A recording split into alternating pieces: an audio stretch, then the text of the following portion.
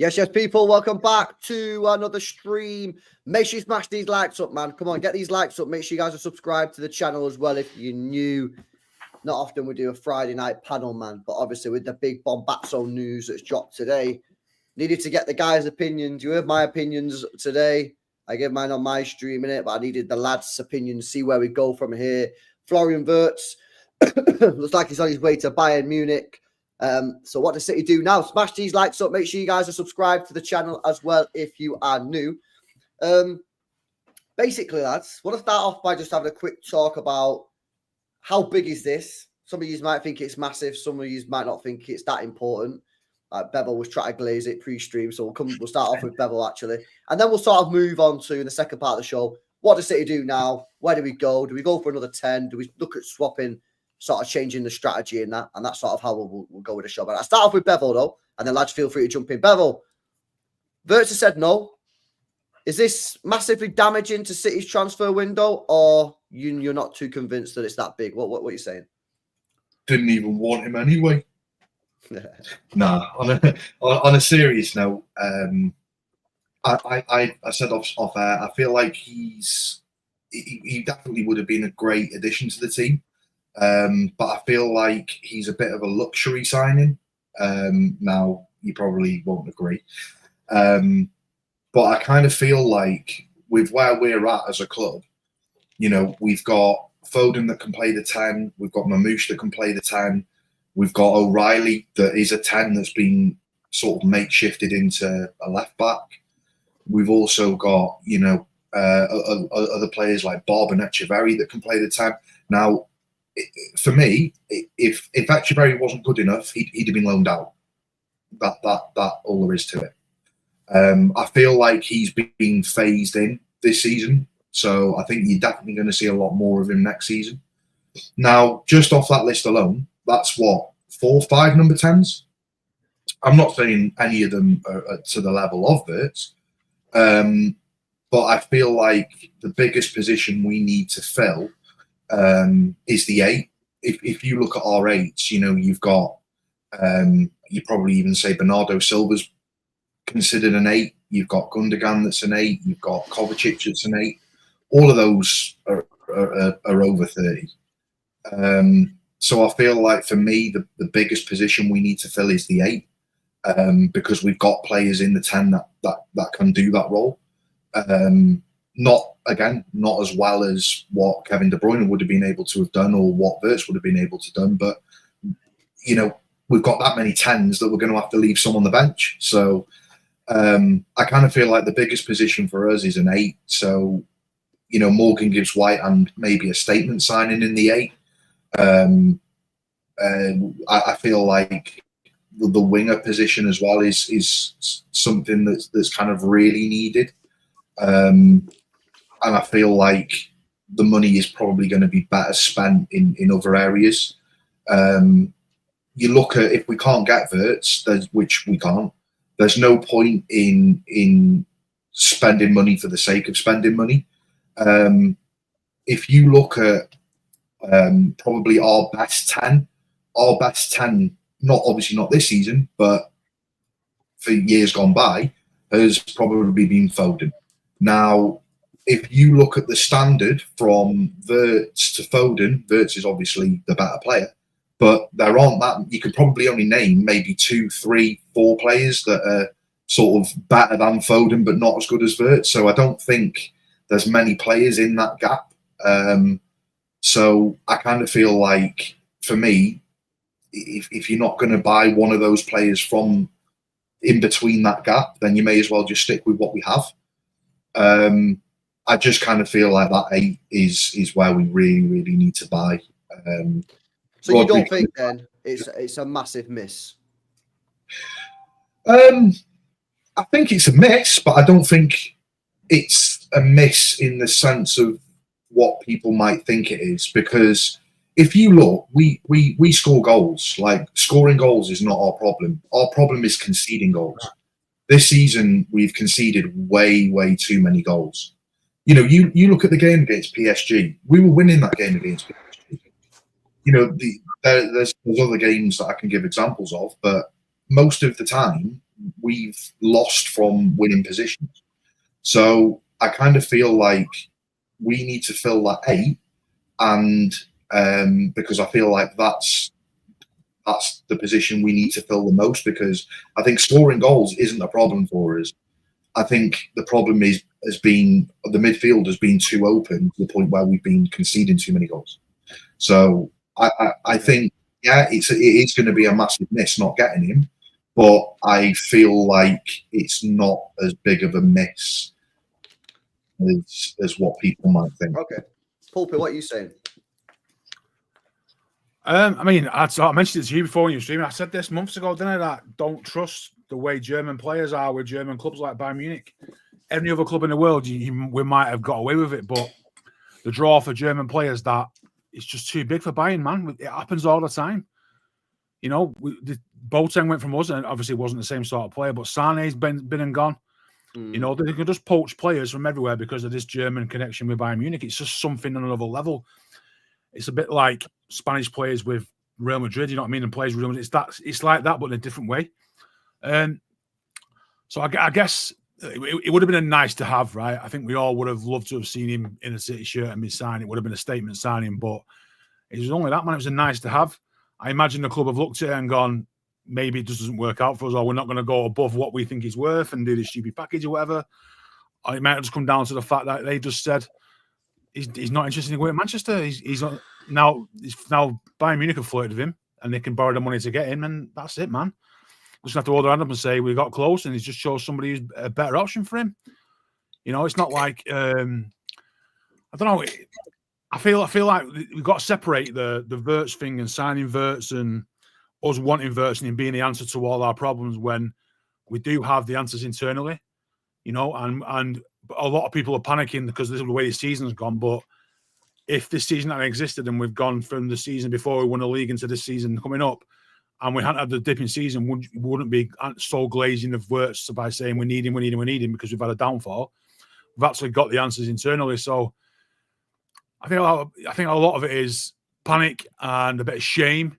You know, we were led to believe by all the media that we were going to get Wirtz and he was going to be the answer to our problems. He probably wasn't going to be. It would have been a great to have.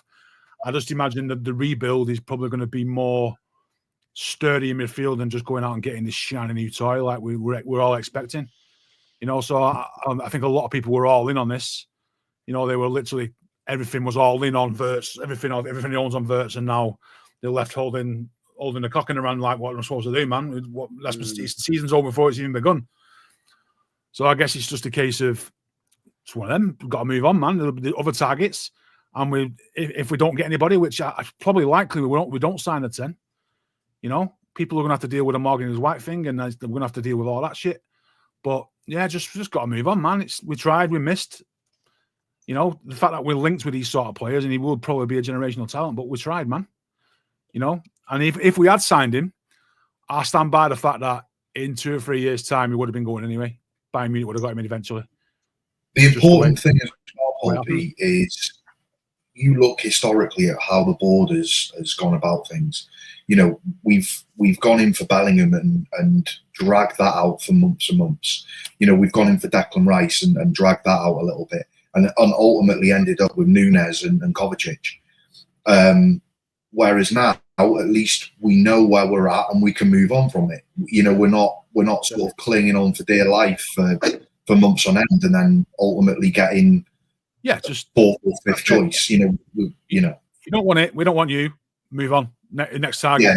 Yeah. Next in line. And we need to act quick because we need players in before this World Cup. If we get Club World Cup and get them, if we don't, business has got to be done straight. It's got to be done fast. You know, Viana's here now, and Tiki's there, so we've got 2 men on the job. It's going to be done quick and efficiently, and get them in. Job done. Get them in for the summer. Start the season off. Get our trophy back. Simple as that. So for me, I'm disappointed because for me, his USP is the fact that he's one of your 3 or 4 midfielders who's going to play every game and he has output. Now you have to achieve that with 2 separate signings, because there's lots of teams in the world who don't really have a playmaker, like Liverpool, like PSG, like Real Madrid. But the thing is, they get their output from elsewhere. And right now, outside of Haaland, Marmoush, I don't see where that output is. So I'm fine sort of changing the setup and having sort of an elite midfield that recycles the ball well and is good goal prevention wise, but you have to get output from somewhere. You have to make 2 statement signings. You have to get an elite number 8 and probably an elite goal scoring winger. Because, with Liverpool, they don't have a playmaker, but they have Salah who scores week in, week out. With PSG, they don't have a playmaker. They have a very good midfield, but they have Doué, Dembele, Kvaratskhelia, who are the 3 of them. They're good for 2 goals every game, pretty much. We don't have that. We have Haaland, and when Haaland's marked out the game, you best hope Pep's playing Marmoush in his right position, or else he's pretty much nullified. Mm-hmm. So the thing with Wirtz is he would allow us to not change our system at all. But now, I think for everything to work out well, I would suggest sort of changing the approach. I'm just not sure with this because the number 10s that are still out there, they're not even close to as much of a needle mover as Wirtz would have been. You can gamble on one, but it's not sort of as much of a surefire. We don't need to gamble. We've got better players internally.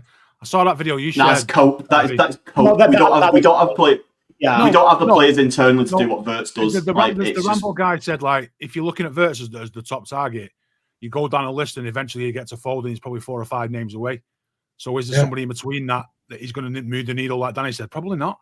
But my question is, are we comfortable saying we'll be fine if Foden rediscovers himself? I don't want this window to be ending on a bunch of ifs. I need there to be a solution. But the thing is, my thing is, right, so to put my cards on the table, I think this is fucking shit that we're not getting him. It's absolutely it's a joke that we've got. That once again, we're saying goodbye to a club legend, and our transfer policy to replace them is we have one target, and if he doesn't come, then we're conceivably we're already sat here talking about, well, maybe we just don't sign anyone, and that cannot be, the case every time. Company left, it was Maguire or bust. Aguero left, it was Harry Kane or bust. And yeah, the next season we got Haaland, but let's be honest, we were very, very fortunate that Gundogan and Foden together pulled out a madness and the false 9 and actually still allowed us to win a title. That's not going to happen every time.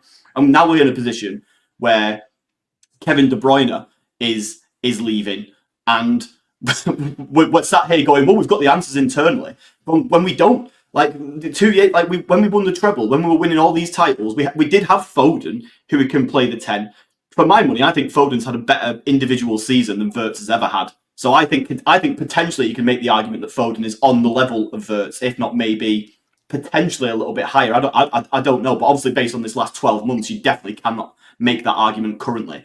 But the point is that we had Foden and Kevin De Bruyne in the same team. We're losing Kevin De Bruyne, so even if we bring in Foden, we're missing a huge amount of output that is just walking out the door. And I don't see how it can be fine to just not replace that or just go or just say, well, look, I mean, to Bevel's point in terms of the 8, well, we're going to get Gibbs White, so that's an 8 sorted.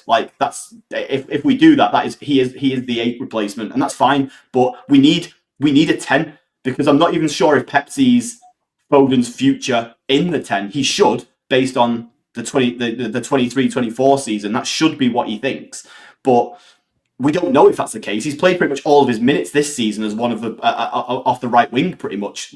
It's tough to really see where Pep genuinely sees Foden's future at. So I just absolutely do not buy this idea that not signing Wirtz is anything other than a massive fucking disaster in terms of recruitment. It's just I don't see how you can tell your greatest ever player, who is ironically in the last couple of months of the season looking quite good, and as if there is a job that he could do next season. It will not start every single game, but do a job next season, and you've already told him to fuck off in anticipation of this massive signing walking through the door to replace him, and that signing's not happening anymore. So now what?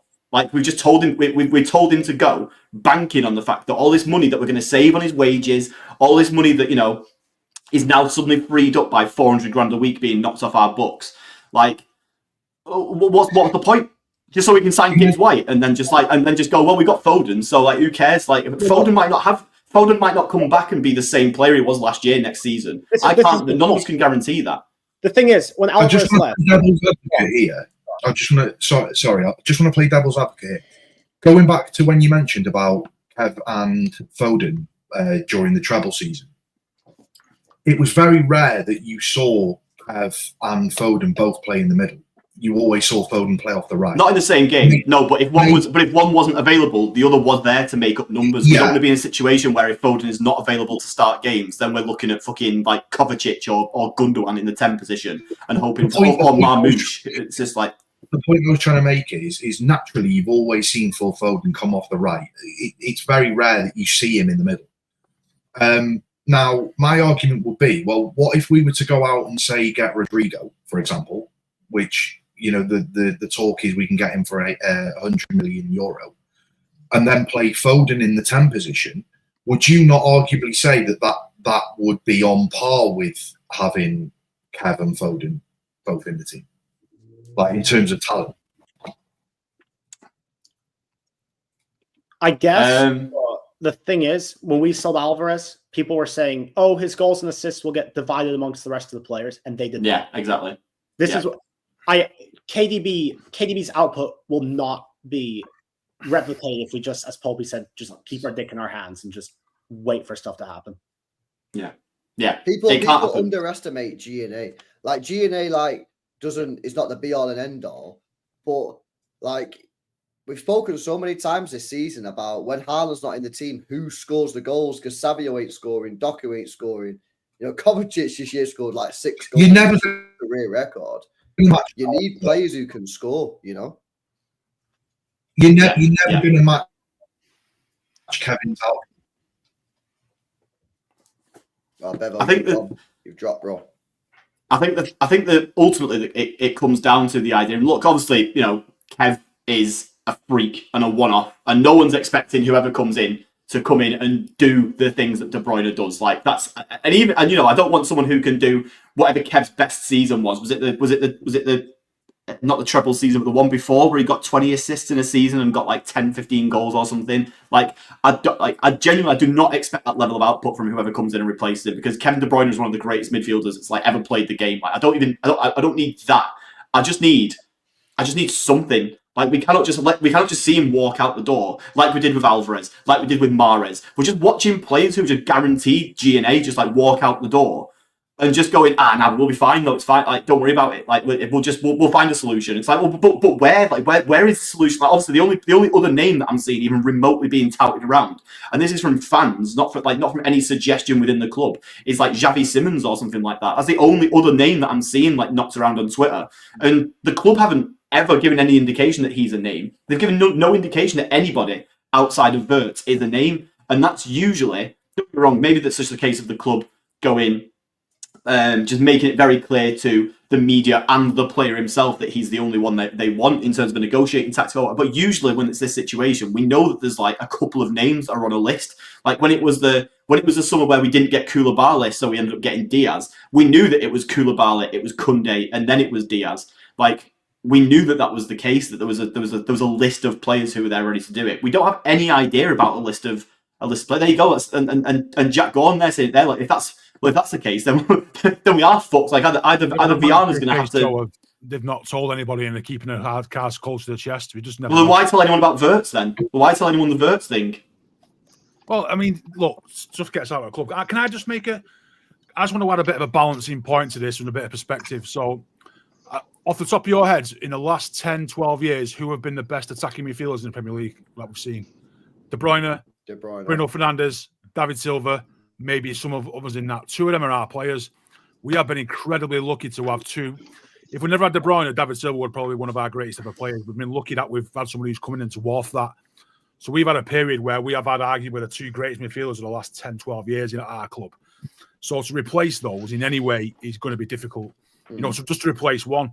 There's clubs like Liverpool, and I've never had a player like that in the last 12 years, and able to sit back and watch us absolutely take the piss. So the fact that we've had that player, it's always going to be difficult to replace those. So, now we've just got to sit back and think, actually, we've had 2 exceptional players, absolutely the sort of players that in 30 years' time, if we're still looking at the beer, we'll look back and go, fucking hell, we were lucky to have seen those and had those. We've never had it so good. So it's never going to be easy to replace them.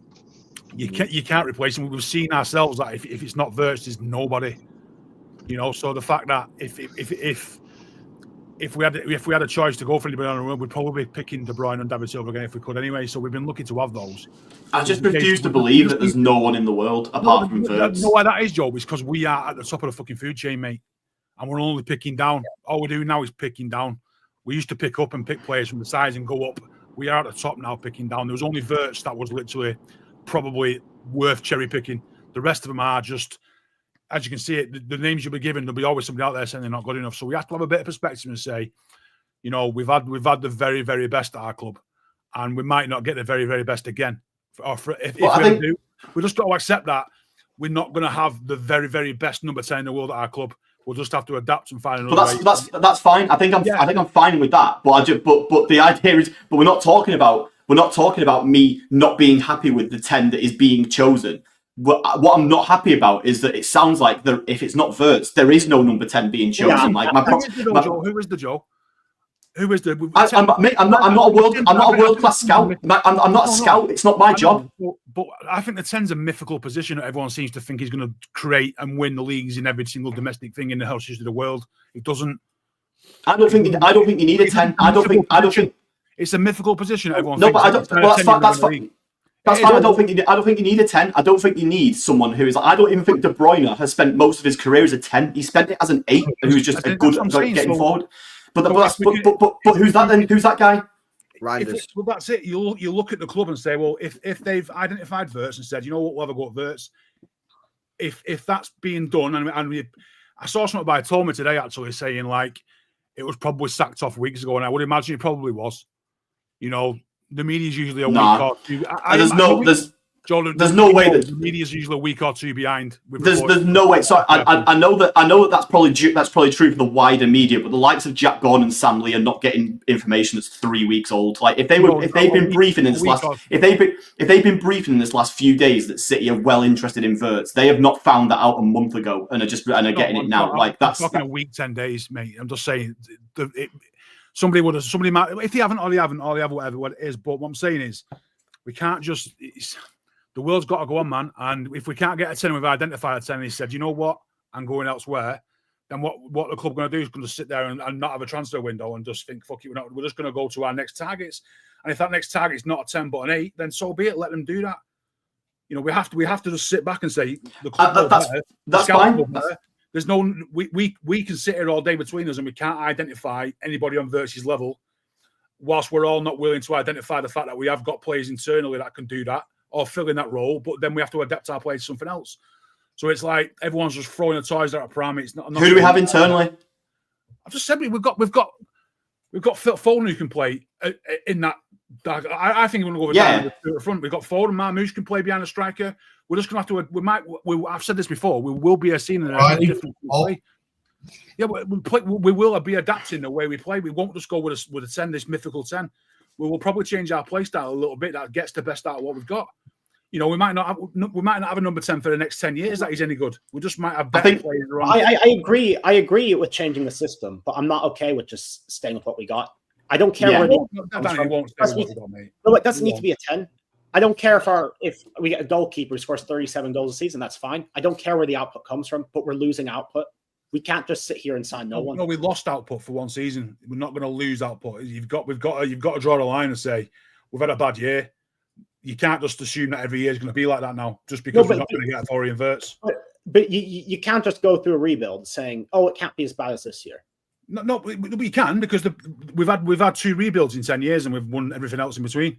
Right. We discussed on this a couple of weeks ago about what do we expect Marmoush's goal assists to be next year. I said 40. You guys have said 25, 30. There right there is your holding the G&A. Yeah, but one player alone. That's your Alvarez replacement. You're now losing a whole different player. Alvarez was a unicorn for one season. We just had a really good season out of a player. That's just the way it was. You can say the same for Marmoush. Where was he before this season? Well, he's had 2 or 3 seasons of that now, hasn't he? 2 seasons. Only what, season and a half though? Well, he's had this our season plus an 18 months of theirs. I'm just saying we're very quick to write things off and say just because we didn't get Wirtz is the end of the world. And I think I don't think it's not.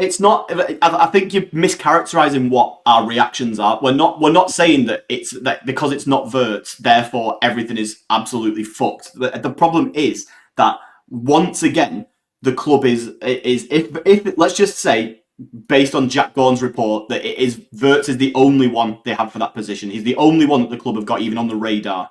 Once again, as it was with Kompany, as it was with Aguero, we're looking at a situation where one of our greatest ever players is walking out of the door in a position that we don't have anybody who is even remotely on the level of that player leaving. And we're just going like, well, we had one guy on our list, and if we don't get him, then we just stick with what we've got. And it's and whether or not you believe that we have this, fucking production line of 10s that are sat in our squad, that I don't believe is the case at all, that are ready to sort of come in and do that job, then, we're still in a position where we are watching someone who for the last 3 or 4 seasons combined has consistently contributed 20 plus goals and assists, and that is walking out the door. We've seen what happens this season when we've lost it, just through the fact that Alvarez has left, and also De Bruyne has not had that same output as previous seasons. Well, now we don't have De Bruyne full stop, and we aren't replacing him.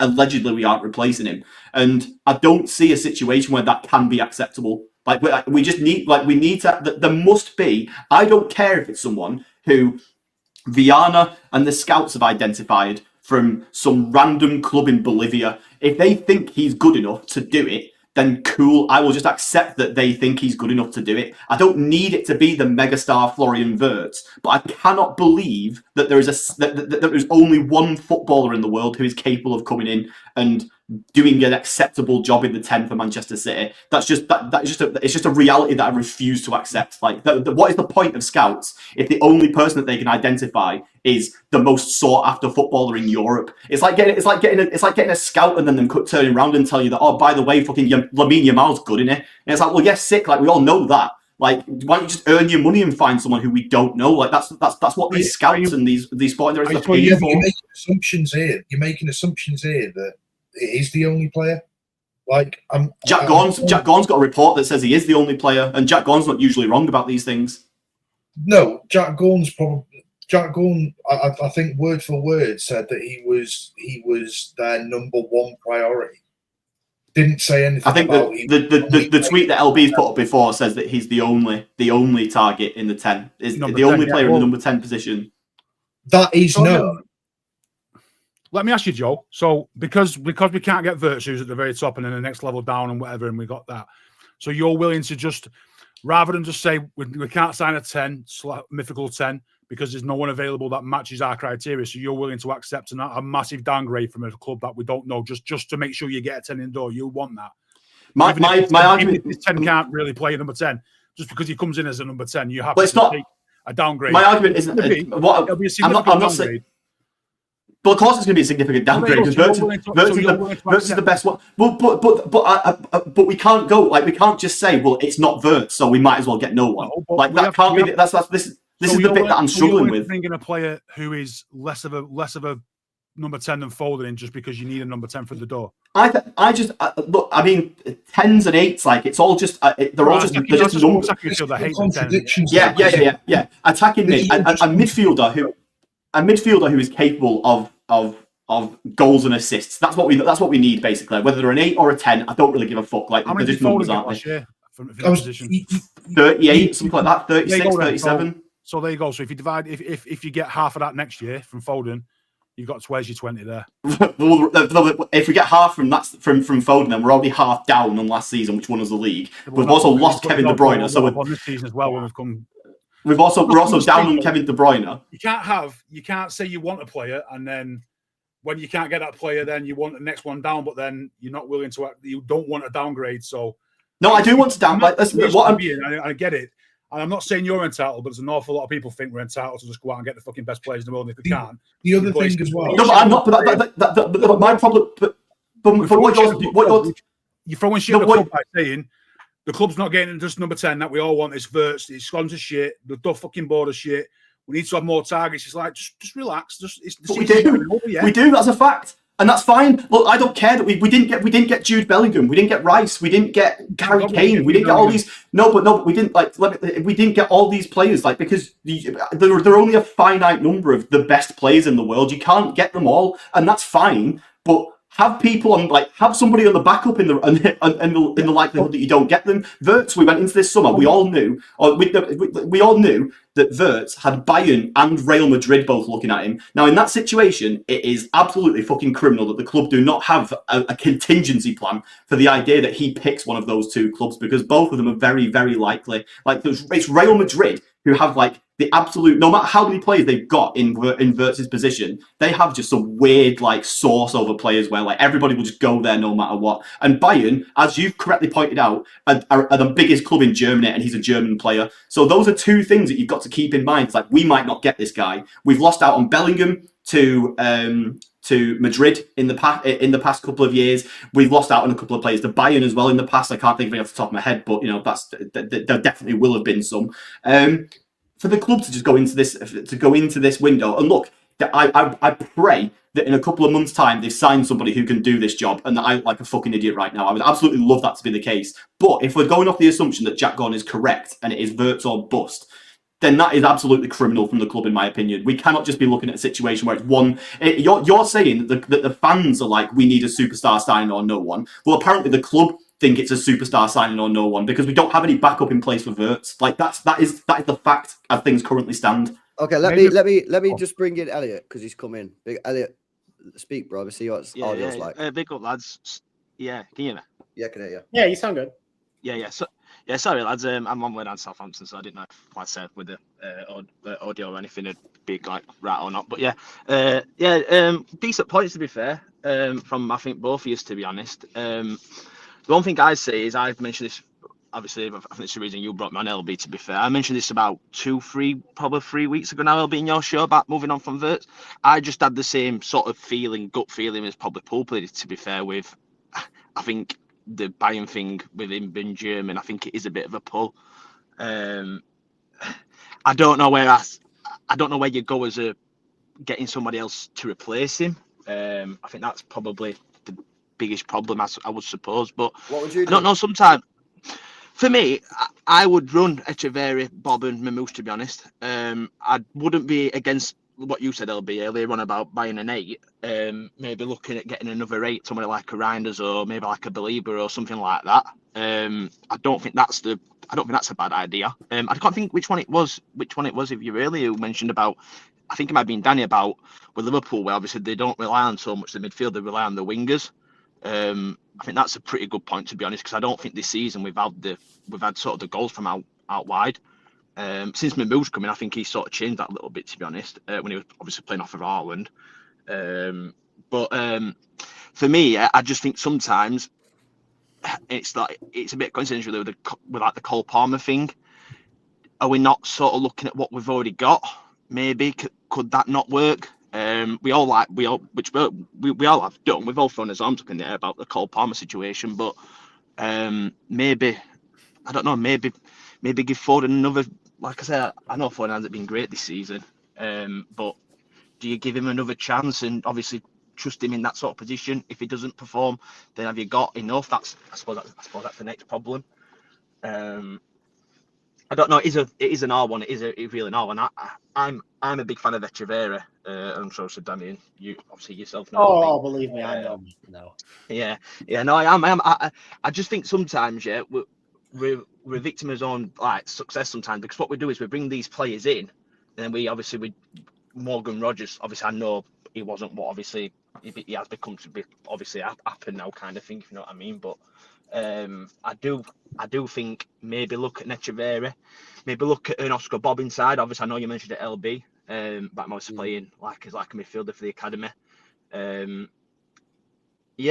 Maybe like a Rodrigo as a winger. Someone maybe can get a few goals and assists. Maybe go down that. Obviously, I know Joe's obviously just been mentioning about a world-class signing kind of player, but or a name as such. Maybe he could be it.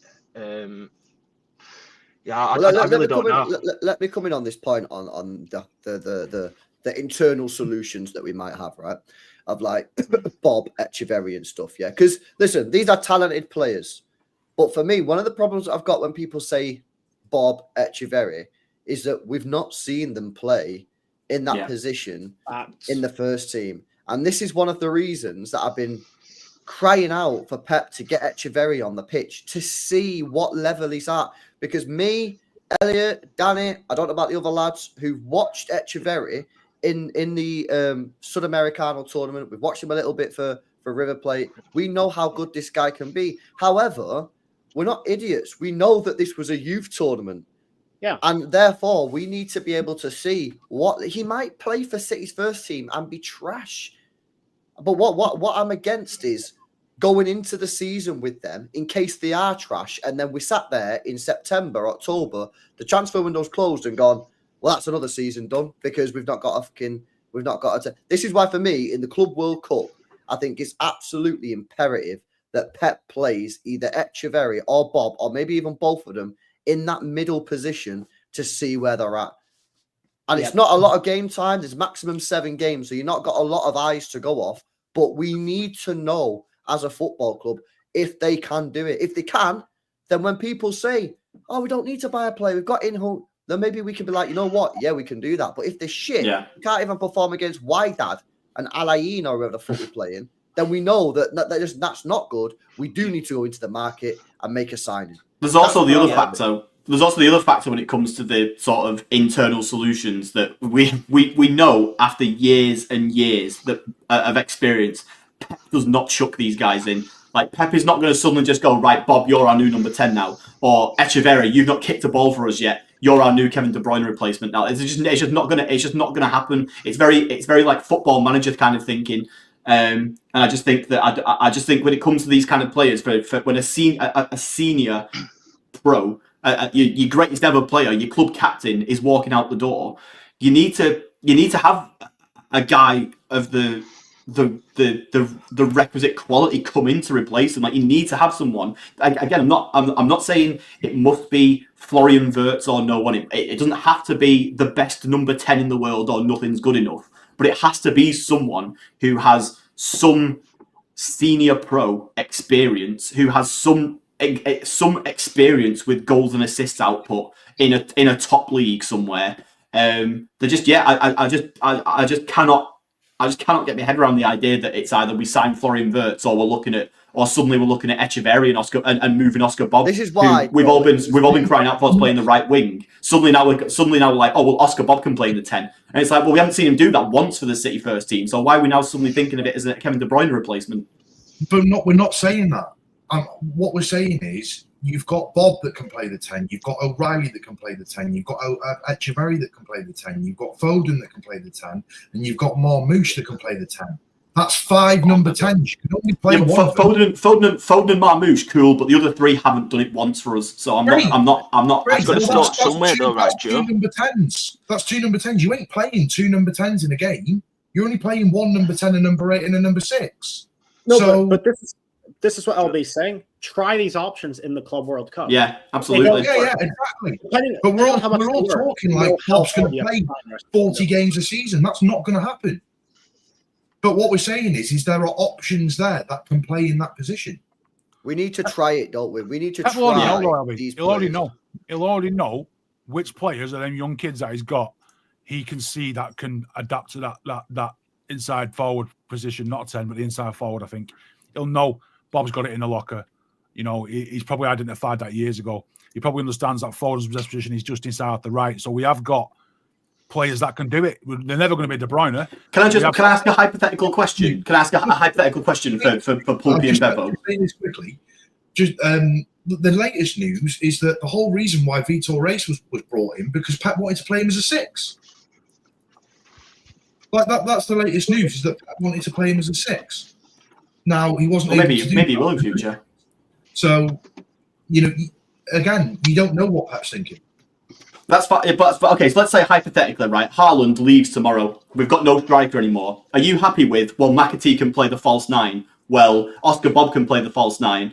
Well, Marmoush can play up there. Well, Foden can play the false 9. Are you happy for like all these random players who've never played the false 9 to suddenly be? We're not saying that because we have 2 strikers at the club, but we have 5 number 10s. But we don't have. But the thing is, but three of the number 10s that you're suggesting have not played number 10 for us. I know that that's their position, but like they haven't played it for us, and it's like that's the problem that that's the bit that I can't, a circle that I can't square here. That suddenly we've got this litany of players who can play Kevin De Bruyne's position, but I've not seen a single one of them do it, so I can't just trust that they're going to be able to do it. The point you just tried to make is that would you play McAtee as a striker? Well, no, because he's never played striker.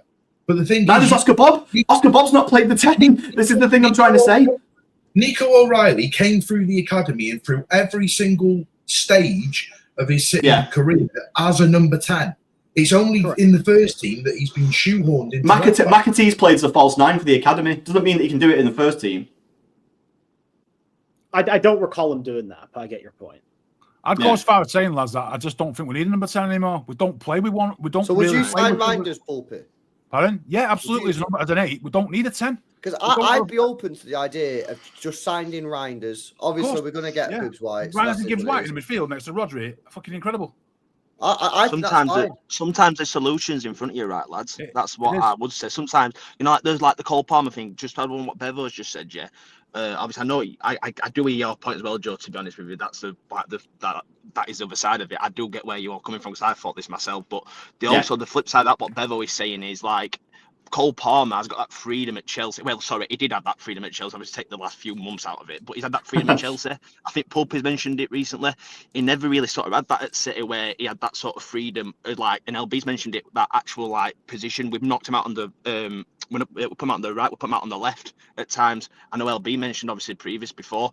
It's like Echeverri coming in. If Pep's him on the left wing and he doesn't do like anything, everyone will just turn on and go, well, Echeverri's shit, which that's not the case. Sometimes, it's about putting the players in the right positions. Nobody actually knows where Alma Mamusha's best position is at the minute, because what's happened is he's coming to the team where he's been all disjointed. We put him on the left. He hasn't played with Rodri yet. He doesn't know what Rodri's going to be like once Rodri's behind him. Same with Phil Foden.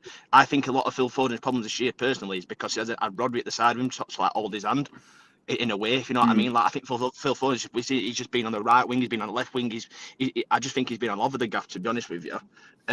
Same, I suppose the same could be said with Gundogan. When you've looked at Gundogan when he first come in, it looks like completely a different Gundogan now. I think he's sort of had like Nico G, and I know obviously Nico G hasn't played recently in like the past couple of games, but he sort of rolled his hand. I know LB made a comment about the Forest game at home when Grealish come in, and he sort of like, it was like Gundogan's probably like best game like from that point, like up to obviously now. He's like, he did obviously all the dirty work for Gundogan, and I suppose that this is the problem is like Pulpy said, is where sometimes is the problem. Have we got the solution already in front of us, and we're just dismissing that? I don't know.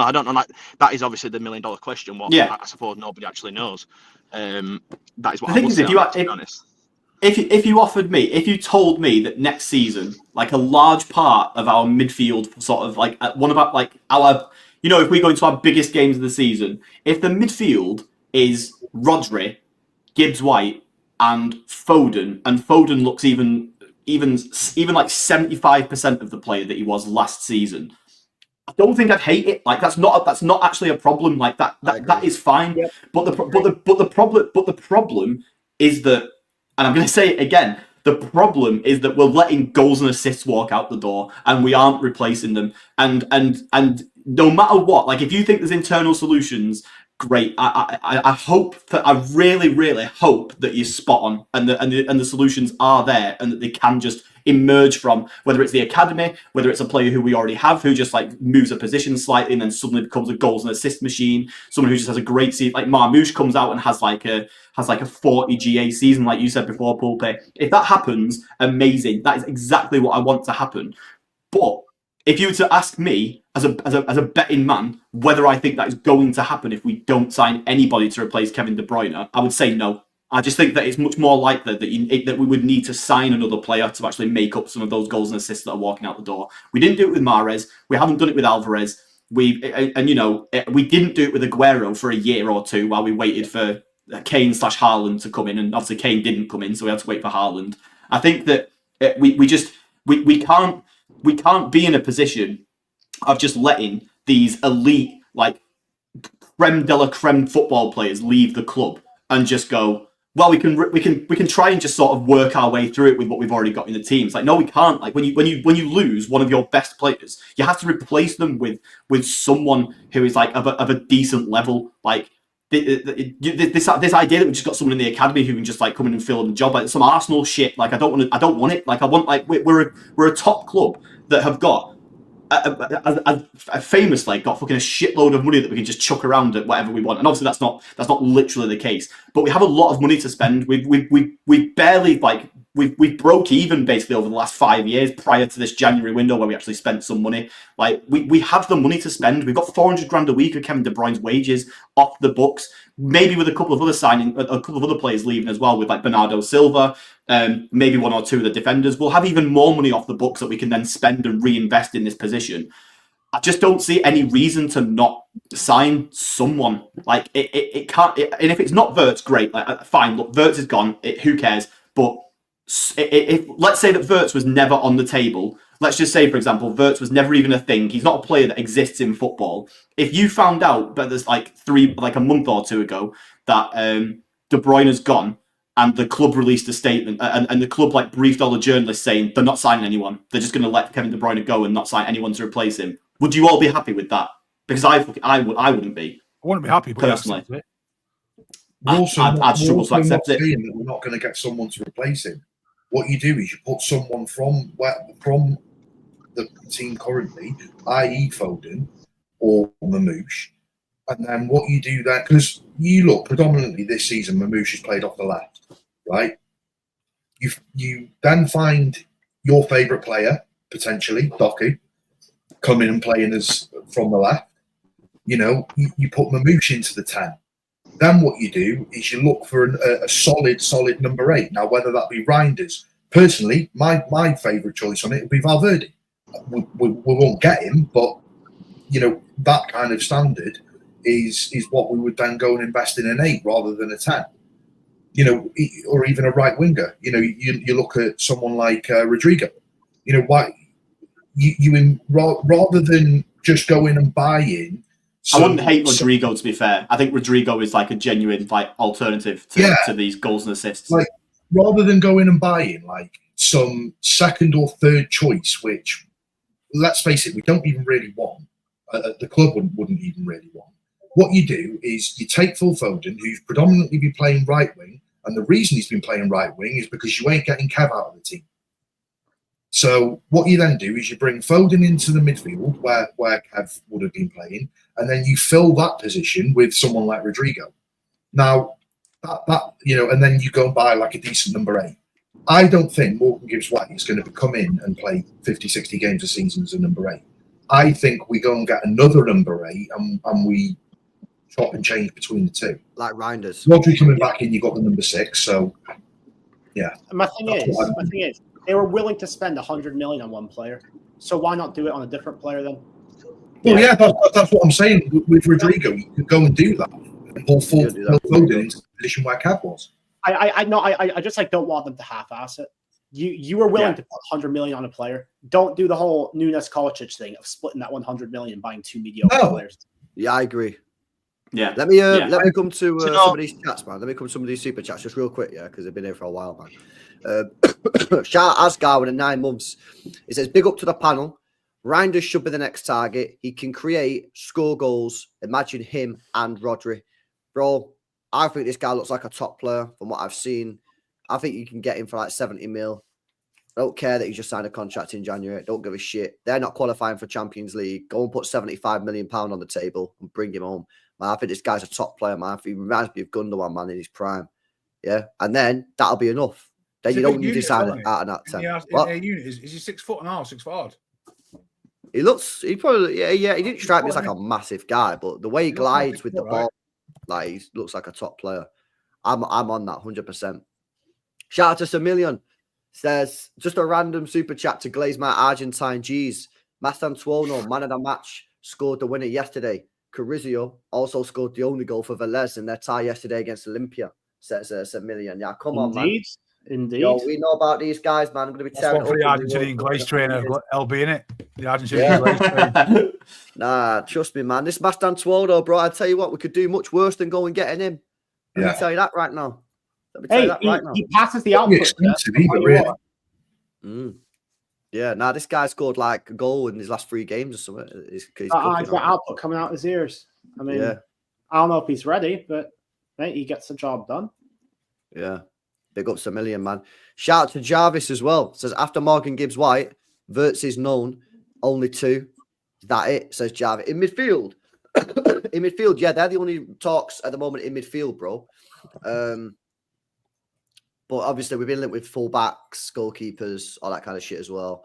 But I think next week, now that this Wirtz news has dropped, I think next week something will come out. I'll be very surprised if we go. I think the club are probably going to have to, because of idiots like me, the club are going to have to come out and start saying, no, honestly, guys, we have got other plans. We are going to sign some players. Honest, I see people on Twitter saying.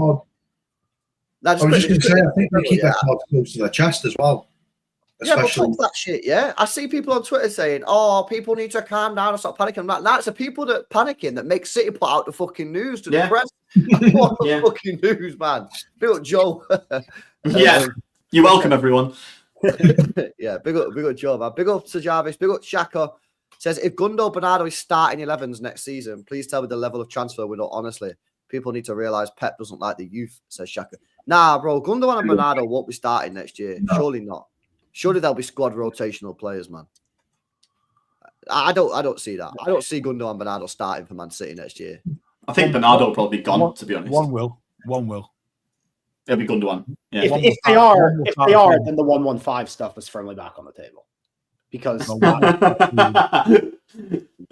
maybe I can't see that, Shaka. Surely, bro. Surely. Shout out to Cool Guy. Says, if Xavi could bring out the talent of Yamal, Pedri, why can't Pep the GOAT do the same for the likes of Echeverri and Bob? Messi can be a playmaker. Mate, well, he's got to play him. He's got to play him. That's a lot of that is down to circumstances of Barcelona being in absolute mud financially, that he had no choice but to play young kids. When you're in that position, you're gonna fly if you can get young kids that have come from a really good academy.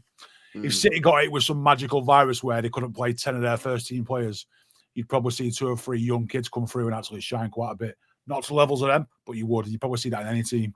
Just so happens that they've got 2 generational talents that have come through, and they always will. The other thing, I just want us to see this Bob and Echeverri in the middle, because if we can just see a little bit of games from them in the middle and they're decent, this conversation will just be like a little bit more chill. My problem is though that Echeverri in the middle, yeah, but this idea that Bob is going to somehow emerge as a candidate in the middle, like I need Oscar Bob to come in on the right. Like we still need a player to actually be able to consistently play that right wing position. If you get Rodrigo for the right, although he wants to play on the left. If you buy, yeah, exactly. That's what I mean. Like we've got like the wingers that we have are already a bit like. Look, Savio's got something that means that I think he'll eventually become the City level player that he's got. But I think everywhere else in those sort of wide positions, there's major question marks. Like Grealish is probably gone, if not this summer, because it'll be because nobody wants to buy him. So that's just the case we're in with him. Doku, as everyone knows, I think I've got massive question marks over his actual like consistency and output and stuff like that. So we're in a position where we need a serious winger. And we need to see Oscar Bob, what he can do on that right-hand side. Now, I want to see him do that before I even think about him sort of coming into this, the position in the middle that, people are now talking about. Especially when he looked really good out wide last season when he played there, when he was actually before the injury, and especially in pre-season and stuff. So, I'm more concerned with seeing Bob play the position that he's broke through in rather than trying to be the guy who comes in and replaces Kevin De Bruyne all of a sudden. I think Bob will be fine, mate. I think we'll see a lot of Bob next year. If you look historically as well, if you look historically over the transfers that we've made in the past, with the exception of Savio because we've had to bring him in, and the exception of Doku last season because we kind of needed to play him, normally we've given players a season's grace to kind of come in, find their feet, especially someone like Echeverri who's coming from pretty much the other side of the world over to Manchester. We're giving him. I actually think Pep's done it the right way. He's not played him when we were piss poor, because again, you don't want a young new player to come in and get the heat that everyone else is getting. So I kind of feel like they've integrated him in the right way. Now, come next season, he'll have been at the club for what, 6 months? So I think come next season, he'll definitely be ready. No, fair. It's a fair comment. Let me just finish off these chats. Shout out on Matt. Says, we've just given up on Foden, haven't we? It's a joke. I don't think people are giving up on Foden, Matt. For me, it's like, I think Foden is, we're putting a lot of hope into Foden to get back to the level. But right now, Foden's just not doing it for whatever reason that is. But if Foden can get back to 75%, I can't remember, one of the panelists said it before, if we can get Foden back to 75% of where he was last year, and obviously Rodri's coming back, Ballon d'Or winner, trust me, next year we'll be fine, innit? But that at the moment, we have no idea because it's been a whole season and Foden's still not at it. I don't know what's going on there. I'm not giving up on Foden, but I just hate ifs in like our biggest rebuild in past 5-6 years. Hope is not a plan for me. If he comes back, great, but we can't say, oh, we don't need a 10 because Foden might come back. It's just I don't know. I really don't know. I don't think for people for giving up on Foden, Matt. I just think people aren't giving up on Foden. I'm desperate for Foden to get back to where he is, but we also have to be honest. Like it's now been a full season where he's not been at the races, and if he's not at the races next year, and we don't buy a player, then you are literally going into the season with Bob and Echeverri, and then going fucking carry us for the whole season. You know what I mean? It's tough. I don't know what's going on with Foden. I hope he can get back on form, man. People have been saying it's a health issue or something. I don't know what the fuck's going on there. If I'm hoping that Gibbs White coming in helps him there. I really do think that is a small part of what would be a good signing for us. Is Gibbs White would probably hopefully stabilize him a bit. Yeah. And I think as well that, like, I don't want to give excuses to these players, because these are professional players and they shouldn't be at. But Rodri, like him coming back should help everybody because, again, as much as like, as much as I don't want to be sitting here saying, oh well, the players can be shit if Rodri's not in the team, because that's not what I'm saying. Yeah. At the same time, Rodri just makes everybody around him better. That's just a fact. Yeah, he's the best player in the fucking world. Well, he is. Yeah, of course. Yeah, and we haven't had him. You know, so even if he gives every other player that he plays with 2%, that's an extra 20% in the game we're getting out of people. That's enough to turn those 2-2 draws where we've fucking conceded 2 goals in 2 minutes to just getting over the line and 2 1s and 2 0s and 3 1s. And that's what he said. That's the difference. What Rodri will make. He's a margin. He's a margin maker, isn't he? He sorts your margins out, man. At both ends of the pitch, man, he will be hurting that he's missed the season and professionally be thinking, if I'd have been there, if I'd have got injured, what could the season been? And he'll come back. Literally, he'll be thriving to get back in that City shirt and fucking. And he changes the dynamic as well. Because obviously, like, you know, if you're thinking about, say, if you dropped Morgan Gibbs White into this now, then you're thinking, oh, it's going to be Kovacic or Bernardo or Gundogan, and then Morgan Gibbs White, and it's just like that sounds like a shit midfield. But then when you bring in, like I said before, if you've got that midfield that potentially goes into next season of Rodri, Morgan Gibbs White, Foden, then that suddenly sounds like a very good midfield, and like that's largely because you've got Rodri in there. So like even you know you've got Foden and Gibbs White who are both great in their own right as well, but like Rodri is the guy who sort of makes if you've got a midfield 3 and Rodri is one of the 3, then it immediately sounds a lot better just because it has Rodri in it basically. Yeah, I agree. By the way, just quickly, do all of you guys on the panel think that Rodri should be captain next year or no? Ruben Diaz, Rodri vice. I flipped over to Rodri personally. I have as well. Big up, Danny. I've got. Why have you flipped? Why have you flipped? Is it because he got Ballon d'Or? No, I tell you why. It's because I don't think Diaz has been that great for the last 18 months. It was a hate for Diaz rather than a glaze for. It's a situation of, in my personal opinion, that like I don't think Diaz's position safe in this team, so I don't want him to be captain if his position is safe. That's a big statement. So that's why I think Rodri is the future captain. He's next in line after. So I think Diaz will take it next year. Just because he's the next off the link, and we all know Diaz has got some incredible leadership qualities. You know, I agree. Respect. But he's a coach on the pitch. Look, he might have had a bit of a poor season, but he hasn't. So he is kind of the perfect coach on the pitch who understands he'll have the ball off someone's foot if he could on the floor. You know what I mean? He's got that in him.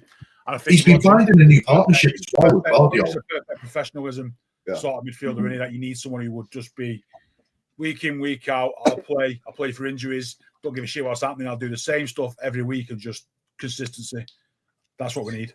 Jay's watching this somewhere going Portuguese Tarkovsky. Somewhere. If you look at our centre backs this season, like how many pairings do you think that we've seen over the course of the season? Because don't forget as well, you've had Jermaine Simpson-Pusey playing at the start of the season. You've got the answer to that question. I actually want to know the answer to that as well. It's got to be over 15, 16 different combinations. It's got to be like 15, 16 different combinations. It has to be. Go on, Danny. If you look at it, none of them really, with the exception of Diaz and Gvardiol now, who seem to have formed like a really, really good partnership. Yeah. Before that, I don't think we kind of knew. Like we were playing Husanov with Diaz at one point, and Husanov can't speak a word of English. So the partnership there isn't going to be great. But I kind of feel like over the last sort of 6-7 weeks that we've seen Gvardiol and Diaz together, I think you're starting to see the best of Diaz again. A lot of players. I agree. I think Diaz has improved since he's been playing with Gvardiol. My thing on Diaz is nothing to do with Diaz.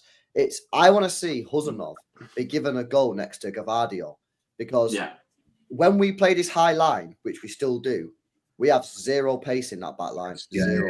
And I want to see Husanov and Gvardiol at the back as a partnership and see what two absolute athletes.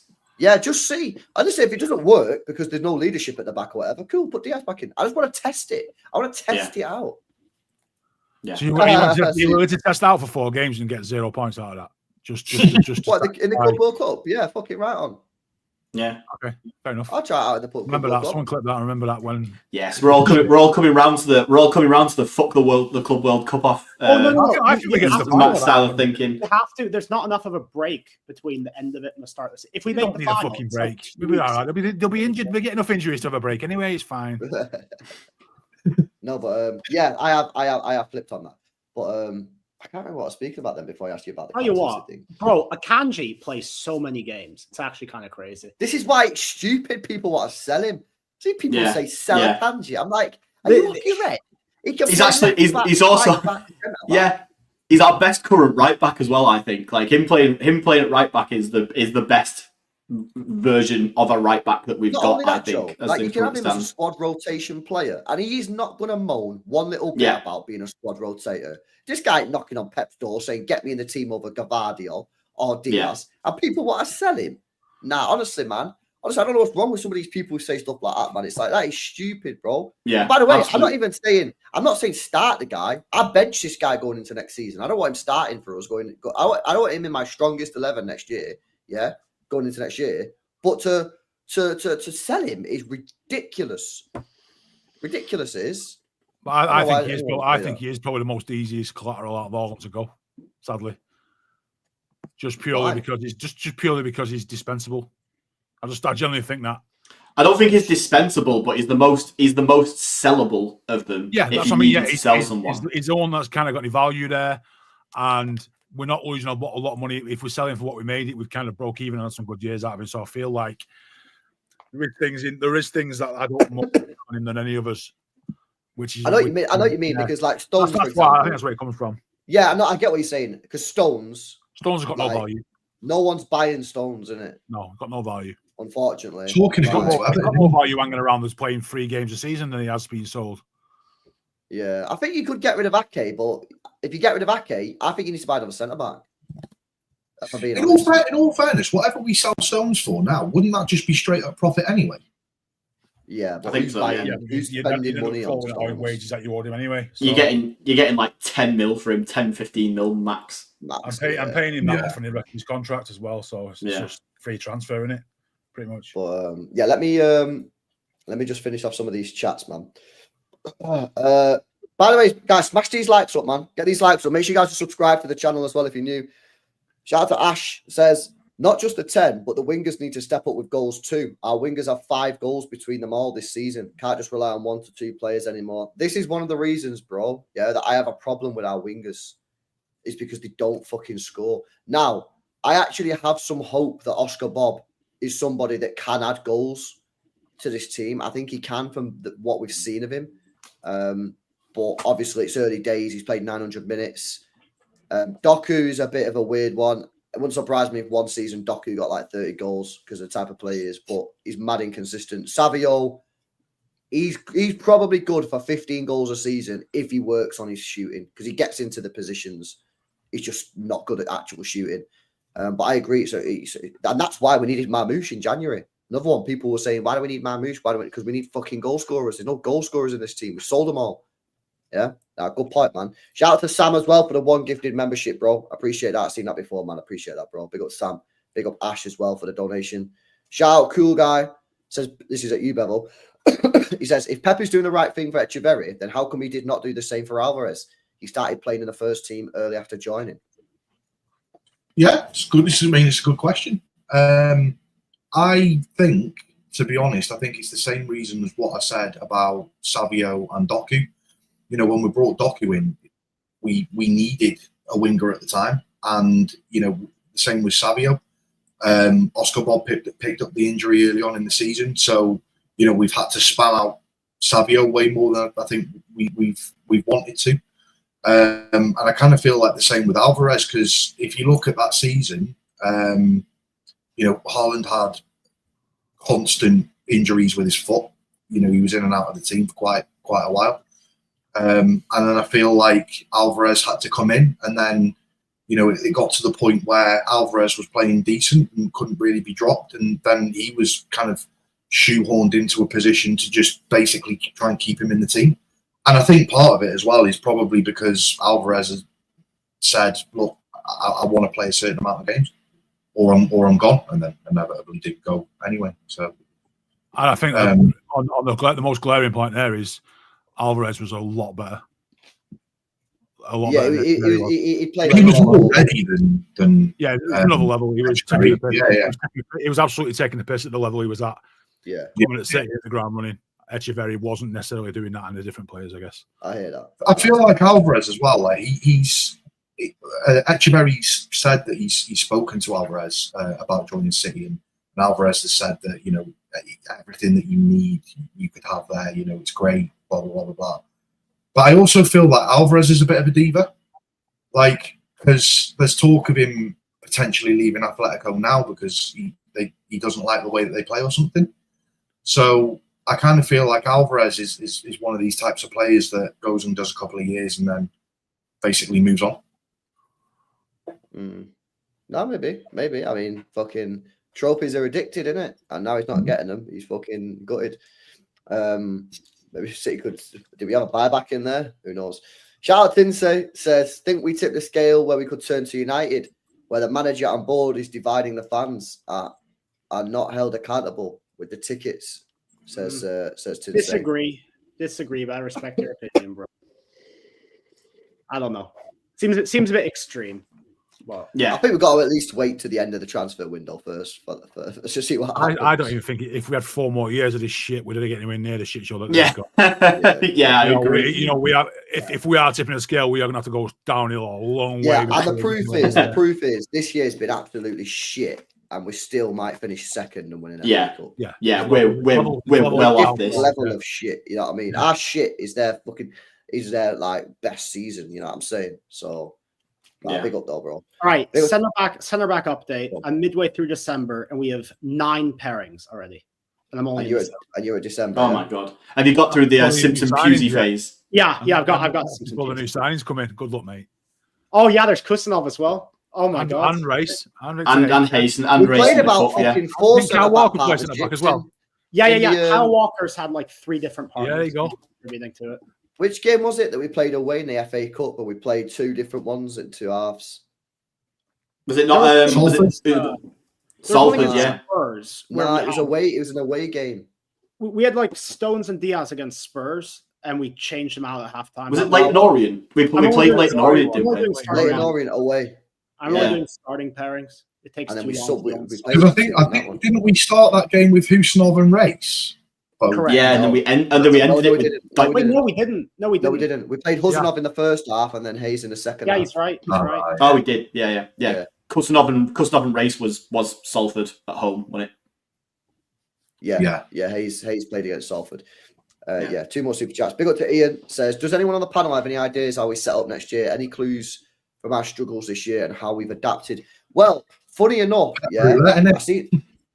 Yeah, pet through that. Funny enough, I think it might have been Nabil or someone on Twitter today saying like some of the systems that we're talking about require like real quality from the wings.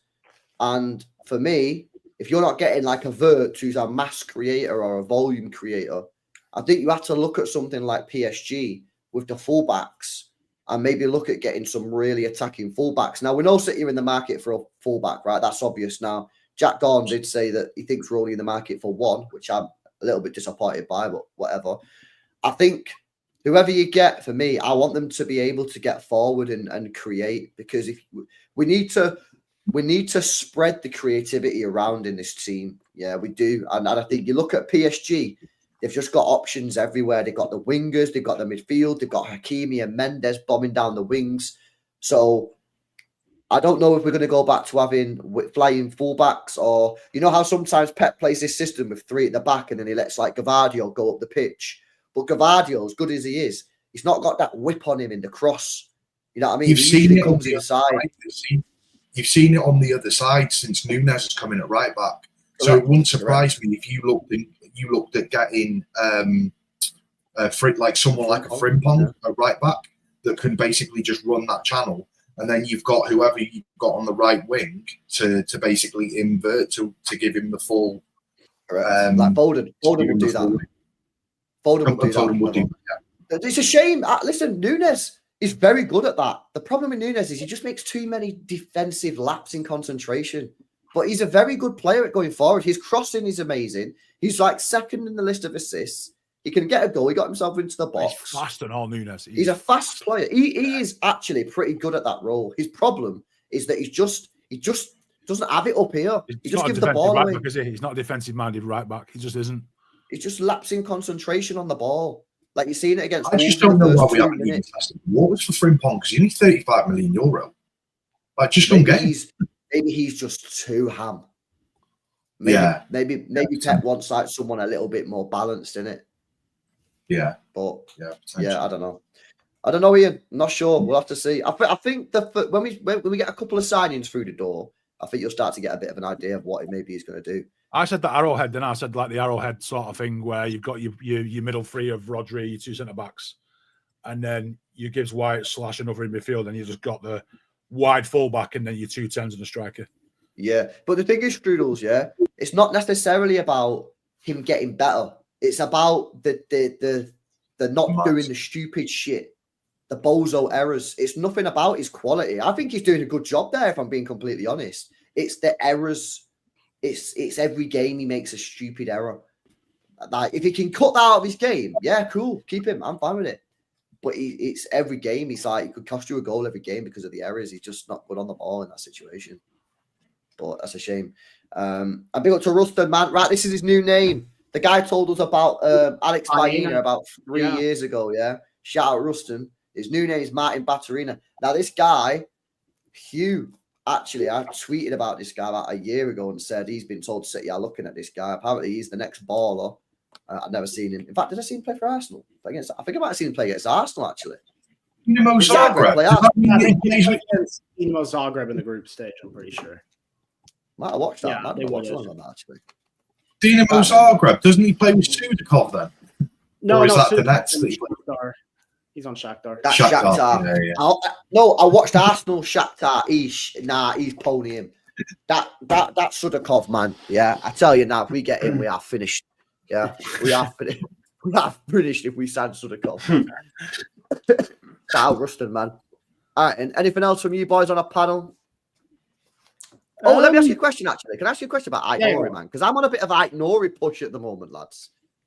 You like Ike I don't Nori? know why we've not been linked with him at all. I think he's unreal. He's been very good since he's joined Wolves. I don't understand what the He's only 23.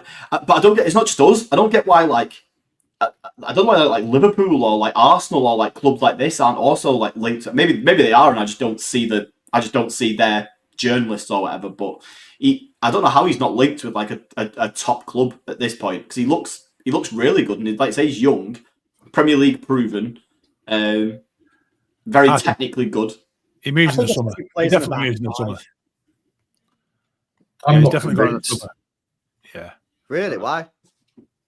I think I don't know if it's a bit of Wolves PTSD from the signing of Nunes, but you're better than that, Neville. You're better than that, mate. For me, I just feel like there's levels, and whilst he would be a good player for like a Wolves or Brentford or a Palace or something like that, I just feel like taking that next step it'll either make or break a player. We've seen it so many times with, like Grealish and Calvin Phillips and, all of these different players that have come from sort of like the lower teams, and they've come in and they've just not done it. Now we've seen it with other players that we've signed that have come from the sort of lesser teams and gone on to do really well. But I don't know. I just feel like for the I don't know how much he is, but I reckon for the amount of money that Wolves will probably want for him, I just reckon there's better options. I don't know, man. I think for me, if you played a back three system and you let Aït-Nouri be the guy that bombs forward, so you take away a little bit of that defensive responsibility because you've got three, yeah. I think he's a brilliant option. I think he's mad techie. I think he's crossing into the box is good. He can get goals. He can get assists. And I think the guy's got levels. I think, like Joe said, he's played at a good level already at Wolves, and he's only 23 years old. I think, we give him a year. Yeah. Yeah. He gives us something we've not got as well, which is actually some natural left-footed width. We don't have it. We don't have left backs at our club. We just don't natural left backs. We just don't. We make do with other things. We've always done it. Delph and fucking Guardiola and Zinchenko.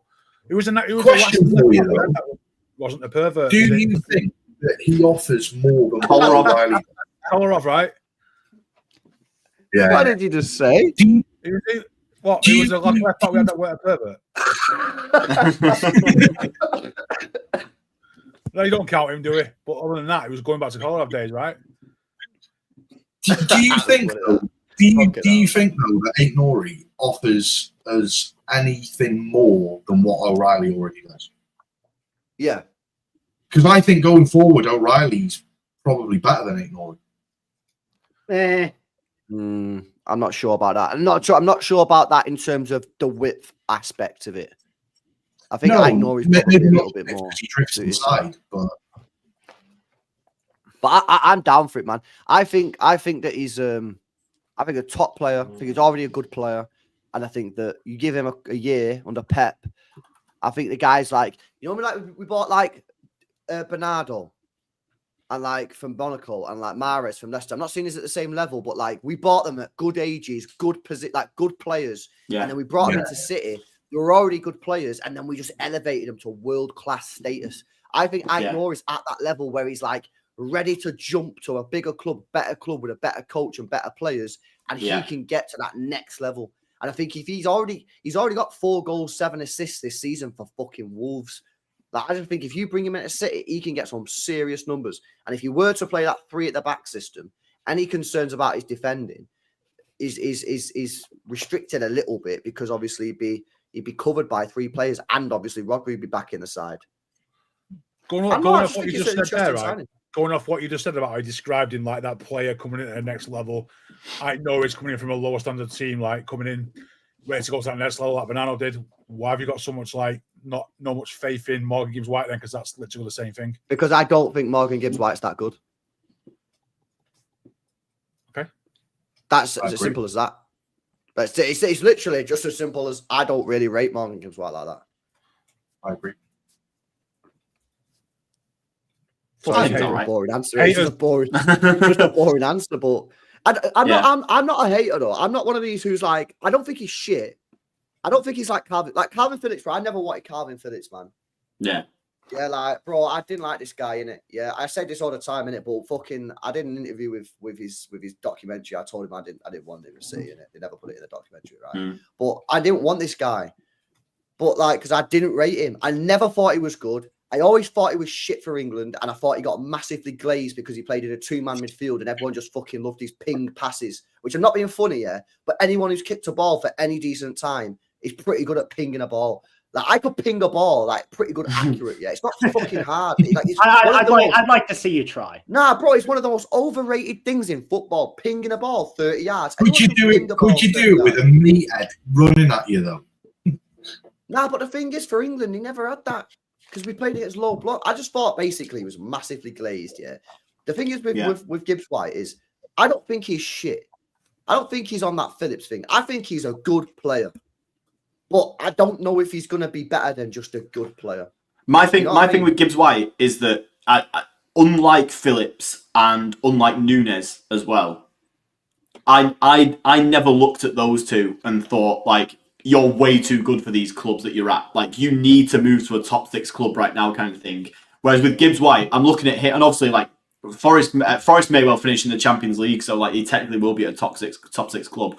But I look at Gibbs White and I think you are too good for Forest. Like you need to move up to that next level, and that's kind of the thing with me that I think that makes him a little bit different from your Phillips and your Nunes. Is like I think he actually genuinely has that ability to be. I agree. But it's a bit like he's a player who's on like in terms of my like excitement level for him. I'm kind of just thinking like Kovacic, like. He's a player who I know. I've seen him. He's good. He's solid, and that'll do. And that's fine. He's not going to be like I'm not thinking you're going to come in and like revolutionize our midfield, and we're going to have some. But he is Kovacic with legs, and that's fine. I'm cool. He's going to have some qualities. He's got qualities that we miss. So I'm all for that. And I agree with that. I just don't know whether he's got that next gear. We're about to find out, aren't we? Well, I think we're getting him. I just want to say something on Calvin Phillips, right? Just for everyone in the chat, anyway, we might see this in the future. There's a gif out there of Michael Jackson where he goes like that with an AK-47 and pushes gone. Yeah. Push the machine gun down. Yeah. Calvin Phillips PTSD is treatable if you just forget about him and move on. Honestly, you can't live the rest of your life worrying about Calvin Phillips going to ruin every single transfer until you're 80 fucking years old. It's okay. It's okay. We all know. Put the guns down, lads. We're moving on. It's okay. Yeah. All right. Anything else, boys? Any other topics? Yes. Before we go, I want to go around the panel. I want your guess for how many centre back partnerships we've had and what the most used one. Oh, you actually got the answer, yeah. Okay. How many do you think and what was the most used one? 14. Okay. 14 and Diaz Akanji. Okay. How many? Sorry. What? So are we guessing the number of combinations? The number and the most used. The number and the most. Right. So the number I think is like 19. Okay. And the most used I think is probably Kusanov and Diaz. Okay. I'll go 19. You said, yeah. Fucking hell. Nah, it can't be 19. I'll say. Fuck. I'll say 15, and I'll say the most used is. I'll say Diaz Gavardio. Okay, and Pulpy? I'm going to say 21 and Diaz Gavardio. All right. None of you got the exact number, and one of you got the partnership right. Okay. There were 16. The most used was Akanji and Diaz in 12 games. Then Gavardio and Diaz in 10. Akanji and Stones in 7. Akanji and Ake in 6. Diaz and Kusanov in 4. Stones and Diaz in 3. Ake and Diaz in 2. And then there's some crazy ones for 1. All of these have been in 1 game.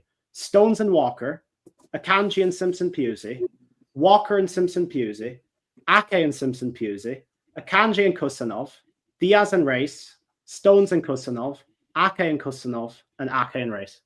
some of those combinations, man. No wonder we were so shit. It's just like what were we thinking? Next up, Danny, we need win percentages. Pusey and Walker was Brighton away. Hanging. We need win percentages. On all Yeah. Also, done. Also, that makes it that list you've given there of like the most appearances.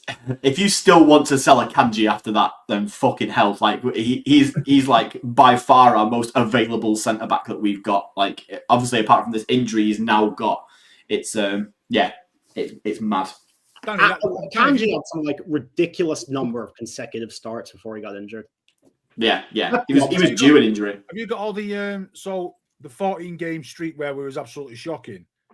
How many different partnerships were in that? Ooh, I think that was like the prime. Yeah, that's why we lost the games, because we had fucking whoever could stand up could play.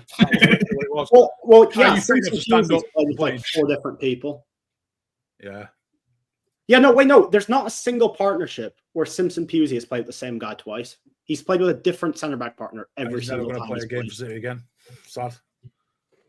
And everyone was blaming him for some reason. That was a good one, that Danny. All right. Yeah. Anyone else got anything? How many midfield combinations have we had? Something that Joe said before. I'm not digging up all ground to cause an argument, but right. So obviously we're talking about De Bruyne being one of the greatest ever players. We've had to replace him. When you look at other teams and their greatest ever players have gone, it takes a long time to replace them. How long did Barcelona take to replace Messi? Your Mal's literally for 3 years, 4 years. You know, you don't necessarily get. We were lucky that we got rid of David Silva and we got that De Bruyne already there. Most teams, when their best ever player goes, you fucking never see anyone like him again. So what? Like, I was thinking, let's just go through who are the best players that have left teams recently. You know, when Ronaldo left Real Madrid, they struggled for a bit, didn't they? They tried to sign Hazard, didn't they? Yeah, obviously, yeah. Obviously, it's not easy, man. Yeah, I'm saying. My point is, most teams never replace the greatest ever player. It's always probably the next 2 or 3 off the list that they usually get somebody. Yeah, of course. Never straight away. And that's the thing. My kind of like, and this is the kind of thing where like it just comes back to, I don't need it to be Wirtz. I don't need it to be like whoever is the guy right now. But I still want someone right now. Like I still just want something that comes in. We're never going to get the thing. Anyway. Question for everyone. Obviously, now we know Wirtz is off the table. If you could buy any midfielder that you could bring in that would be considered realistic, obviously people like Bellingham, it's not realistic. Yeah.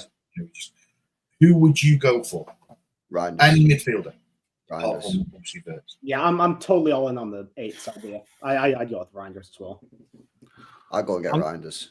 I'm going to knock myself sick here, and someone in the chat's probably going to fucking call me. Honestly, for what we need in our team to fill that gap, for what I think we'll get the best out of our team. And don't say it. I know what you're going to say. Do not say it. I'm going to have to say it. I'm going to have to say it. Bruno Fernandes. You're not getting right back from United. If you didn't play United, if you never had United history, I'd say no way. Right, see you later, boys. I'm on horrific, man. Are you on the wind up? No, listen. If you didn't have United history, what you had in that fire now? I've had enough of you, man. If you didn't have the history of United, right, and he was at another club, you would say it's just. He's just a whiny little bitch, though, isn't he? Yeah, no, but fucking souls everyone. It's one of them. So you have him in your team. You buzz off him, I guess. But for what we need, he would be that sort of player that would fill that gap. Kick him, bro. Stinker and hooked. I told you it was coming. I told you it knocked me sick. Yeah, but you don't have to say these things, isn't it? It's the player that he would fill the gap. So you look at his numbers. Look at his numbers. Voluntarily chose to say that, and now you're complaining that it made you sick. You didn't have to say it. Yeah, but sometimes you got to say things that make you sick, man. It's cleansing, right? Kind of therapy. No, it's really. People think I'm going to say Palmer. Yeah, absolutely. I won't go there, mate. I'm just saying. You would say Bruno Fernandes, but you wouldn't say Palmer. Football and ability, and what the numbers he's done in the Premier League since he's been United, considering how shit they've been. And I hate the guy. He's a fucking horrible bastard. But you would take his goals and assists in our team. But why wouldn't you take Palmer's goals and assists? What goals and assists? One He season. scored 14 goals this year. He's been shit. Fucking 12 penalties, isn't it? Oh, come on. Come on, bro. Yeah, because we can turn our nose at people who can score penalties. But if you take away the fact that Bruno Fernandes is a United wanker, right? If you look at just his goals, Yeah, but that's huge. That's like taking away taking away Peter Crouch's height in it. Like, what's he got if you get rid of that? The process is not making him look like a knob. If you take away them things out of there, he would slide into our team with GNA. You would probably be quite happy with that. If he was playing for somebody else, say he played for West Ham, you'd take him. If we'd been the club to sign him from Sporting when he left, we'd all love him. He'd be our moaning wanker, wouldn't he? He'd be like our guy. So, but no matter what, like even if he was doing this moaning wankery shit at like Spurs or someone instead of United, I'd still hate it because like it's that bit that I was. It wouldn't make me as sick like the idea of signing him, but I would still hate him. Like he's just a hateable player, whether he's at United or not. I'm saying on footballing ability, you can't. 100%. The guy's the only United player who I'd even remotely consider. That's what I'm saying. Footballing ability. So that's one that I've converted one. Well, hang on, brother. What's that? What's that, brother? Can I just say that I disavow the idea that I've been converted to that? Like I have not agreed to this at all. This is horrendous. I'm sorry, I'm taking a binding conversion. I hate a conversion there. That's one. No. And the chat's got right now, so No. Bring in Dylan Bahambula as the fucking KDB replacement, Oldham legend. I can get Joe on that one. Mate, Dylan Bahambula, get him in. He'll run and do absolutely nothing else. I'm just looking at Pep's comments on the presser. They've just been released to see if there's anything interesting. He didn't look at Happy Bunny in that press conference, though. I don't watch him. Was it? What was he saying? Did he say anything interesting, bro? I only saw the comment where he got asked about because obviously Haaland said there was no hunger, didn't he? Or he said that Haaland, because Haaland was asked about the season where it's gone wrong, and he said something along the lines of like that he felt like the players maybe lost a bit of the hunger because obviously like won 4 leagues in a row, like Rodri injured, blah blah, like you do lose a bit of hunger. And Pep said Pep looked pretty pissed off with the question basically, and the idea that Haaland might have said that, but Pep said that himself this season. Yeah. He said it after a game recently that like, we finally got our hunger back or some shit like that. So I'm not sure. Pep's a bit of a weird guy when it comes to these press conferences, and he's very much like he'll forget something that he's definitely said at some point, and act like it's an insane suggestion when a journalist puts it towards him. He always just protects the players, isn't it? Because I remember he did say that Nunes was the best midfielder in world football at one point. So yeah, and then he signed it. Then he signed him, and a week later it was like, "How you know what?" He was having marital problems then, so it's kind of understandable. His head was a bit all over the place for that thing. Yeah, I have got a question for you, though. Like a hypothetical question, nothing to do with United. Oh, God. No, you like this one? I asked this on Tom and Martin's podcast. To be fair, oh god. So if you can have one player from every manager that was since the takeover era, so that would be Hughes, Mancini, Pellegrini, and Pep. You'll have to say no, not Pep. One player from the Mancini. Ooh. One from Mancini, one from Mancini, right. One from Hughes, one from. Who would you take in our team now? Who would get into our starting 11? Who would you put in? Oh my god! Well, for instance, you would probably say you'd take Vincent Kompany from the Mark Hughes era, right? That would be obviously. Yeah. But it's got to be able to go straight into the team. These players have to be signed by that manager. Yes, under that manager's era. Mine would be Kompany, and then I'm allowed to say De Bruyne. Like KDB, I'm allowed to say that. So Kevin De Bruyne was Pellegrini, right? Yeah. Kompany, KDB. I'm gonna say that we've already got. I'm gonna say we've already got Kevin De Bruyne, so I'm gonna discount him. But I'm gonna say Mark Hughes. I'm saying Zabaleta. Oh God, I think I'm gonna have to say Mancini. It was Yaya. Yaya wasn't Mancini, was it? Did Mancini sign him? Yeah. Did Mancini sign David Silva as well? Yeah. I'm having David Silva then. And then Pellegrini, I'll go Fernandinho. Yeah. I'd be Company, David Silva. Actually, Mark Hughes. I'm trying to think. Was that before or was Alano before Mark Hughes? He was, wasn't he? Alano, Yeah, Sven. Alano was Sven, yeah. Sven-Goran Eriksson, yeah. He was Sven, wasn't he? Yeah. Sven. Right, in that case, yeah, I'd go Company, David Silva, Kevin De Bruyne, and Haaland. Yeah. I'd go Company, David Silva, and somebody will have to. My mind's not on this, but who signed Sterling? Pellegrini. That was Pellegrini, yeah. So that would be all three, right? So we'll just, Yeah. I'd take Sterling because in our team with that goals that he got from the fucking 4 years, whatever. It's not a bad shout, that. He's one of the other ones I thought about. It is certified. Just 'cause I'm saying because we've already got De Bruyne, he's still not part. In prime, yeah, that's fair. In prime, Sterling was elite, man. Yeah, he was doing basically Ballon d'Or numbers, wasn't he? It's just that he was just absolutely fucking dog shit at the basics of football. That was the only thing that really that annoyed me. If you put that man How many goals he could score if he could finish, man? he's the best shit footballer I've ever seen in my life. It's mad. It's like he was so good at getting into goal scoring positions. But if you ever put him in a situation where he had time to think about what he was doing, he would bottle it every time. Bro, that Leon miss. It's not Sterling's fault. It's not Sterling's fault. But that Leon miss is what I will forever remember him for. Like that is who he is to me. It was totally Sterling's fault. No, that chance was, but like his overall Sterling career at City is unreal. Like he's our best winger we've ever had, but unfortunately for him, he's just Leon Miss to me now. That's all he is. He's not our best winger. I'm more positive than no way. I remember the good things about him, not the shit things about him.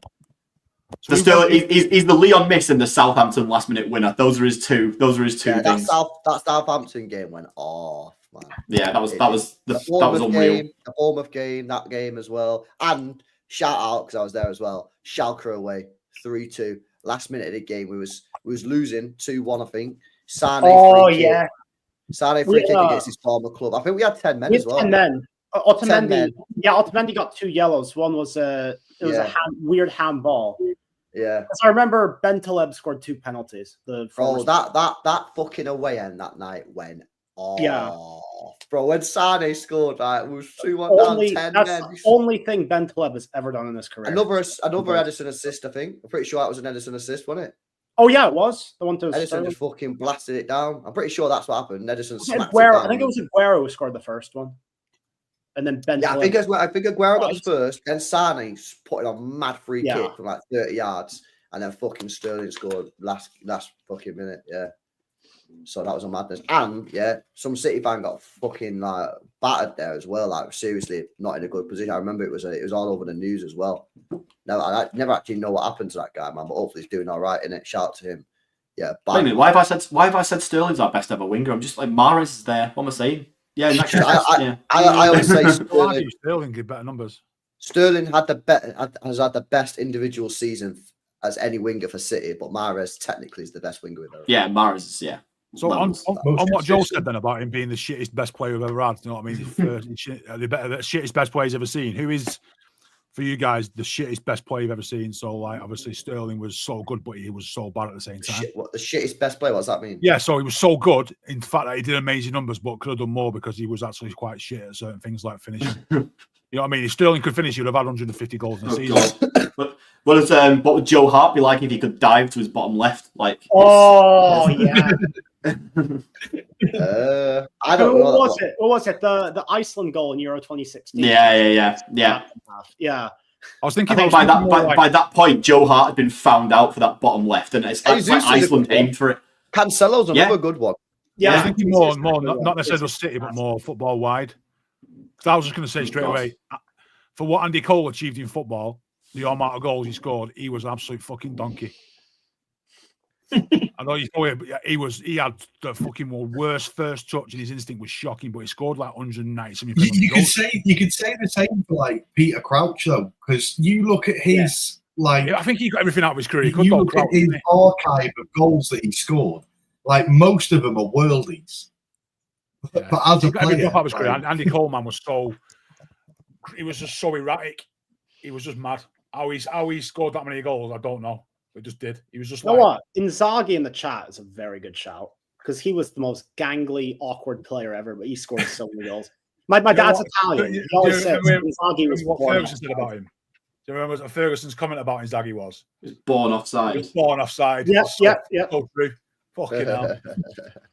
What's the worst? What's not the worst, but like, what City player, have you hated the most because you just didn't rate him at all? Like, it might not have to be necessarily the shittest, but someone that you just absolutely do not rate. McManaman. Fuck him, McManaman. Every day of the week and twice on Sunday. Wanker. I really don't know. He ruined football for me for a fucking season. Jeremy Doku?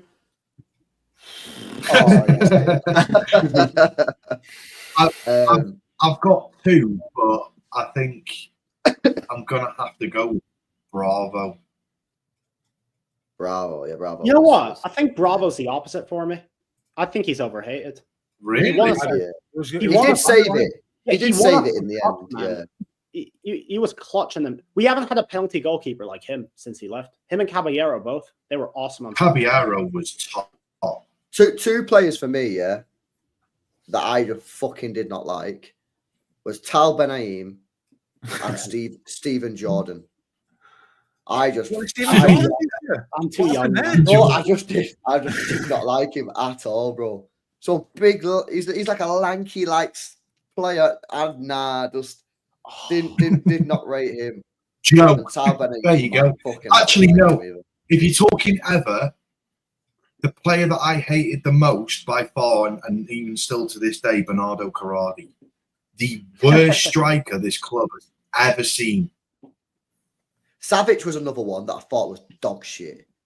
Oh, mate, how Savic has managed to forge a semi-decent top-flight career is mad. Like, when you saw what he was like at City, it was like, how the fuck is this guy going to turn into a decent footballer?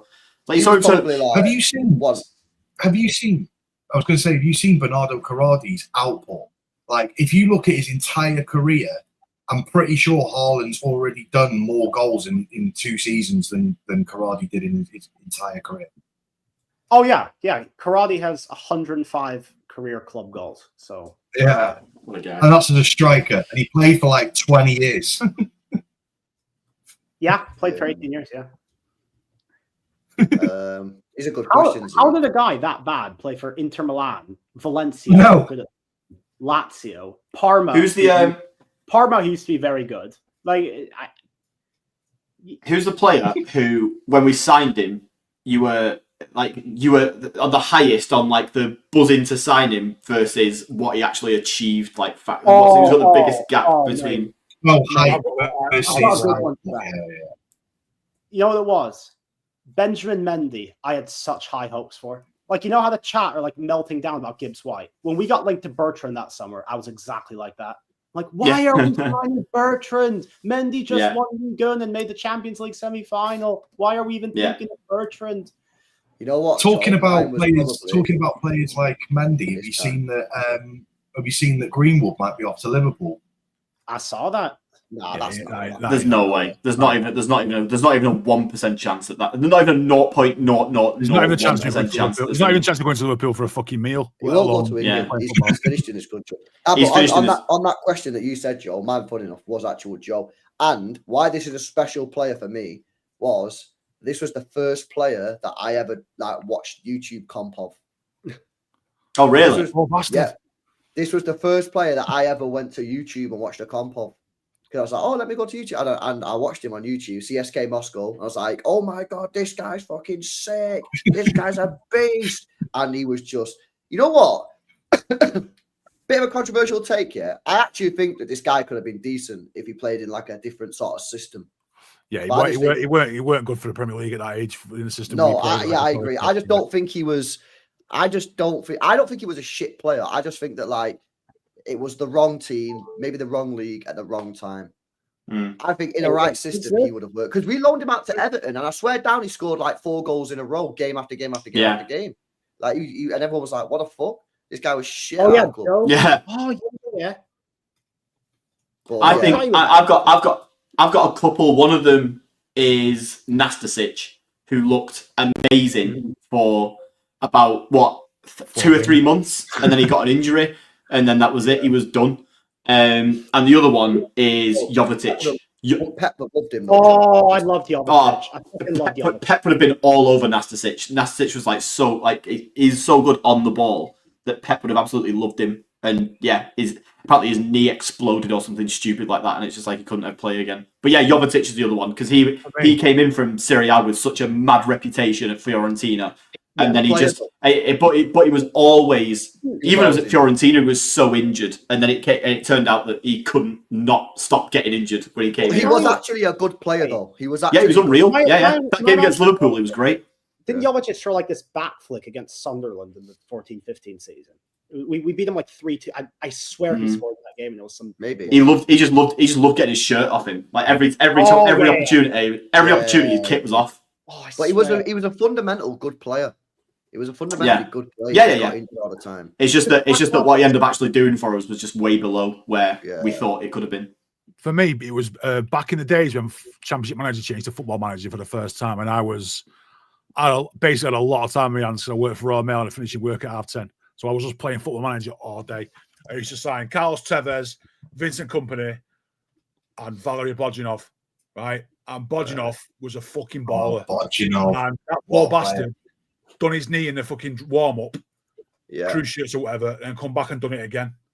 He would have been he would have flown. In that. He was an absolute unit, fast, quick on the ball, finishing machine. And that was the end of his career, man. He would have flown in our league. He would have been an amazing player. He just had fucking legs made out of fucking polystyrene. Mad. He was a player. Yeah. He really was a player. Yeah. No, he was class, man. I remember when we signed him. I fucking swear I watched him score. He come under Sven, didn't he? Because he came with like the Alanos. He came around the same time as Alano, didn't he? And Petrov. That sort of era. Yeah. I was right about Jovetic, by the way. I was not imagining that goal. I found the highlights. He did score back heel against Sunderland. I loved Petrov. What a player. That's probably one of the most exciting seasons I think I've ever had as a City fan, to be fair. When that's, when he came in and was buying Petrov and Alano and all these players that you just thought, fucking hell, we used to sign Michael Ball on a free transfer and shit like that. And you know what I mean? We got Sibierski coming in, he was good in the air, Sibierski. That was like our focal point was, he can't play, but he's good in the air. And you go up for an header, you're like, go on, Sibierski. You went up for an header, you think it was the best thing ever. And that was a highlight of your game at home. And then to signing players like those guys, you're thinking, these are actual ballers from Europe here, and we're fucking getting them under the radar, and we've got a bit of money. This is it. What a time to be alive. And then I always thought, though, I don't know if you guys agree, I always thought that Sven year was my favourite every year in terms of... That was exciting, man. Because it was exciting. There was no pressure. Nobody ever expected us to win any trophies. If we lost a game, fuck it didn't ruin your weekend, But now... Did we lose 6-0 Chelsea that year? Under Sven. Chelsea was 6-0 Chelsea, wasn't it? No, I think that was... I swear it was. Nah, that was Hughes, I think. I swear that was the Hughes year. Well, did we get beat 6-0 under Sven? I swear it's Sven. Was that in the FA Cup game where we couldn't play? It was 7-08. Yeah, wait. No, that was Pellegrini. All right. No, 7-08. No, the pulpy one. Oh, yeah. The good thing about Sven was he came off the England manager's job and he was well respected as well, and he was just a fucking good guy. He was a good manager. He had absolute pedigree, and we just managed to get him in. And he was just a top shagger, and he was a good football tactician. And he just sort of brought some magic to the club that I don't think we've ever had that sort of season since, as much as what we've won. Yeah. There was something about that excitement in that year, the players you signed and what we're doing, the fact that we were coming from a really shit season, and just something clicks. It was just like fucking hell. And there was no pressure because remember that was the thing under Taksin Shinawatra. It was vibes, sick football, but who gave a fuck what happened? As soon as we got bought by the fucking Abu Dhabi guys, it was like, right, this is fucking serious now. If you lose a game, it's nightmare. Everyone fucking, because that was it. That was when we got serious, man. That year when Sven was the other thing is as well. It was Sven, by the way. We went from Stuart Pearce. We went from Stuart Pearce and finishing like 16th, 17th in the league, whatever it was, to then going from Stuart Pearce ball to Sven ball. And it was just that change. I'd be, Stuart Pearce season. A dream. At Stuart Pearce season, I'll be interested to see what our XG was for goals at home that season. Fucking hell. We didn't score in like 7 months. I remember I went to every home game that season, and from the November until the following season, I didn't see a single goal at home. No, I gave my season ticket up because of that. It fucking ruined my life. I was getting out. Football was that bad, right? That I was getting offered. I was paying like 400 quid for a season ticket. I was getting tickets for about 22 quid a time. I was getting offered tickets for a £5. People were that bored of football. They was offering me tickets for a £5. I'm like, fucking hell, this is the way football is now. I don't need to spend 400 quid a season on tickets. I was getting for a £5, just as a token £5. It was so bad. Nah, the club was so bad. And I think the one that did it for me was in that season where we lost a game at home against West Brom and they didn't even have a shot on target. And Richard Dunn scored an own goal. His chins and went in from the halfway line as a fucking ball. Oh, just that was it for me. I was just thinking, what the fuck are we doing? How can we support this team? What is happening? We lose and they didn't even shoot. So shit. Yeah, mad. No, that's crazy. I started following City because they got Nery Castillo. Yo, we got Nery Castillo. The only man. Mexican player to ever play for us, wasn't he? Yeah, we got Nery Castillo. That's crazy. What year was that? Like 07 or something? Shit, That was one that towards the end of the Sven year. Yeah, was it a Sven player? Was it a Sven player? Yeah. Was it the end? Was it the start of the next season? Right. I can't remember. I thought it was like. Nah, he wasn't a Stuart Pearce player, was he? He must have been Sven. It was, I'm sure it was Sven. Castillo. It must have been Sven. I don't think he played. It would have been Mark Hughes. 08-09. Was it? Yeah, season after then. Right, yeah. Got you. Sven was only here for one season. Yeah. He got sacked because of the Middlesbrough game, didn't he? Nah, he got sacked before that. So, well, he didn't get sacked before it, but like everyone knew he was getting sacked. And I think basically, the players were just like, nah. I think something got. I think there's a podcast or like an interview of like Richard Dunn or someone speaking about that. Lescott. I'm sure it was. Nah, Lescott wasn't there. Or was it Oliver? Nah, he wasn't there. It was. This is before their times, isn't it? This was. I'm pretty sure it was Dunn or someone was speaking about it, and they said basically. I don't want to say it because I don't think it. I'm pretty sure it's right. But I'm pretty sure they said like they were going to go on strike or something. They were not even going to play the game because they didn't want Sven to be sacked. I'm thinking about the Lescott Mancini interview. Yeah, someone in the chat must know this. I'm pretty sure someone like Dunn said the players found out that they were sacking Sven, and the players were literally not going to play the game against Middlesbrough. And like Sven was like, "Nah, please come on, play." So the players were like, "Right, we'll play, but we ain't fucking playing. Like we're not even going to try it." And that's why we got slapped up. I'm sure that's what happened. Can you remember who scored the only goal in that Middlesbrough game? Alano. It's not that hard. It was Alano. Yeah. Was it Alano? Yeah. Yeah, it was Alano. Richard got an own goal. Even two. Didn't Rochenbach or whatever his name was score a hat trick? Can't remember. Yeah, someone's got a hat trick. United won the league that year, didn't they? I remember sat in the pub watching the fucking 7-8 United mates fucking winning the league and we got beat 8-1. Ronaldo got beat 8-1. Yeah. Fuckers. Yeah, United won the Champions League that year. Yeah. Off the top of your heads then, you've all been watching football a long time. What's the best goal you've ever seen live? I know mine straight away off the top of my head. Company v Leicester. Yeah. In person? Yeah, in person.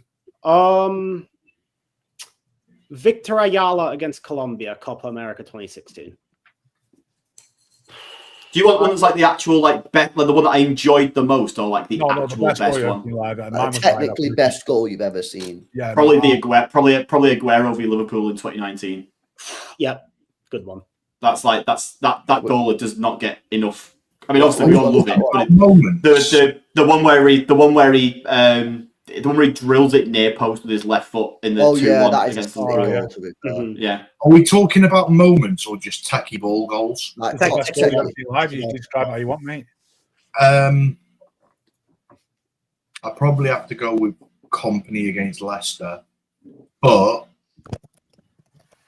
I mean, there's so many. I'm going to put mine in the chat so people can see what I'm talking about. You go yours, LB.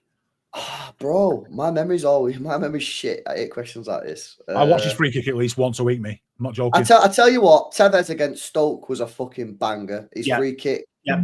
I've never seen a whip on a free kick like that, man. That was crazy. Mine comes from or Alano's free kick against Newcastle was good. Yeah, that was a fucking rocket, that one.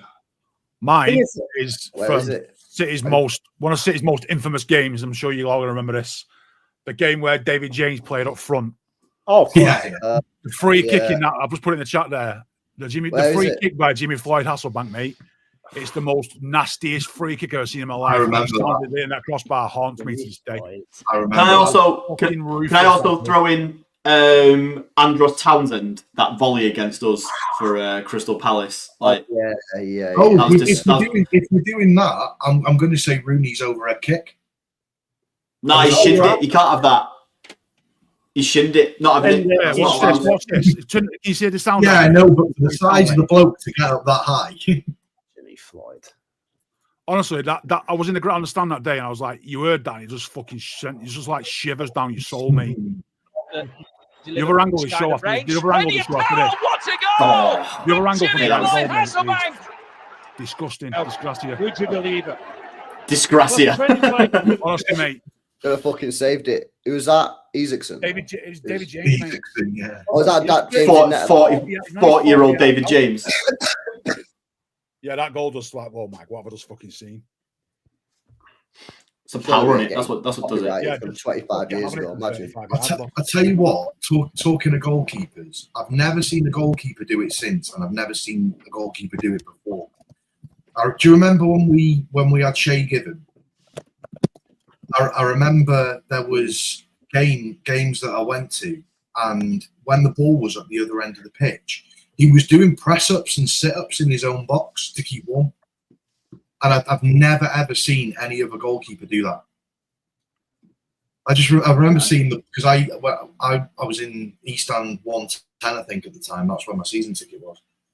And I remember when the ball was at the other end of the pitch, I was watching Shay Given, and he was literally just in his box, just on the floor, doing press-ups and sit-ups to keep warm. I've never seen a goalkeeper do it since. Yeah, that's not mad. Speaking of mad stuff like that, I remember being at a game at Main Road, right? I think it might have been a League One game. And I can't remember who was in net, but I'm sure his keeper got injured and he had to go off for stitches, right? And because they didn't have any, I'm sure he allowed City to bring on a replacement keeper just to go in net until he come back off for stitches. It was mad. I've never seen anything like it before. Really? Yeah, I'm sure it happened. He went off for stitches, man. He was fucked. He went off for stitches and he came running back on. I think he allowed somebody to go in net temporarily while it happened, and I don't think I've ever seen it anywhere since. I definitely remember it, because I remember thinking, where the fuck's he going? I'm sure somebody came off the bench and went in net. It's purely because it was like a freak injury or something. It wasn't like the rules are a bit different then. So I'd love to find out if anyone else remembers that. It was like a dead game at home. Yeah, I'll tell you a goal that was fucking sick. Gareth Bale against us for Spurs. Yeah. We won. I think we won 3-2. Yeah. And the ball was played off the left-hand side, and he was in the middle, and he just one-timed it, like, with his left foot off the left, and it just went, like, round and over Joe Hart. Fucking unbelievable goal that was. I actually think, that Gareth Bale might be the best British football player of all time. Ooh. Is that a LT? British. I think, like, achievements-wise. No, it's not that. Achievements-wise, yes. Rooney for me. Longevity, probably not. It's probably Rooney longevity-wise. You think? I think Bale's better. I don't know, man. I think Bale might be better than him. I don't know. What is it? So the best player the Prem's ever seen. I'm just talking like the best player, the best British player. Like, bro, I think he's the best. I think he's the best British player that ever went and played. I think Bale Best foreign export from Britain to Europe, yeah. But no, I think Bale in the Prem is probably better than anything we've seen. I think my argument about Rooney's longevity is kind of flawed as well, because he was shit for like 3-4 years right at the end. Yeah, but he was like Mourinho started playing him in midfield, and then he went to Everton, and then Rooney was a lad in it. He drunk beers, he smoked fucking cigarettes. He came back from every summer overweight, like it was. He was just one of the lads in it. So like his career was never going to be like that. Guy was never going to make it to Saudi like fucking Ronaldo in it, because he didn't have the career for it. But I genuinely think Bale, man. Did you see some of the shit that Bale was doing at Real Madrid? Did you see that goal he scored in the Copa del Rey when he fucking smoked? I thought for this is probably the one of a pretty dumb opinion, but I stand by it. I think for a couple of years, sort of around that Euros 2016 time, Bale was better than Ronaldo for Madrid in terms of. Obviously, Ronaldo was putting out the mad output and stuff, but I thought Bale actually performed consistently better than. I thought there was a couple of years where he genuinely was at that level. 13-14, Bale was really good, but so was Ronaldo. Obviously, Ronaldo always had the numbers. That's obviously he's always going to score as many goals as he did. But I think in terms of when I did watch Madrid, I was like I think Bale is the better player on the pitch here than Ronaldo personally. So my question is, with this British thing, how much weight does like a Ballon d'Or hold? Because you have players like Stanley Matthews, Bobby Charlton, George Best, Kevin. Nothing. But the old ones, the Ballon d'Or as it stands now, no, it's a fucking disgrace. Well, first of all, I can only judge off my lifetime. Okay, right.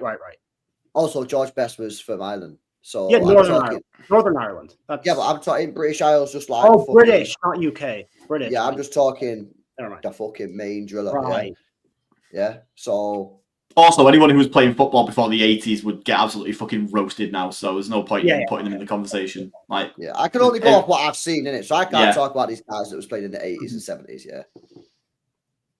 But Tarek, what are you saying? Gareth Bale, best British player.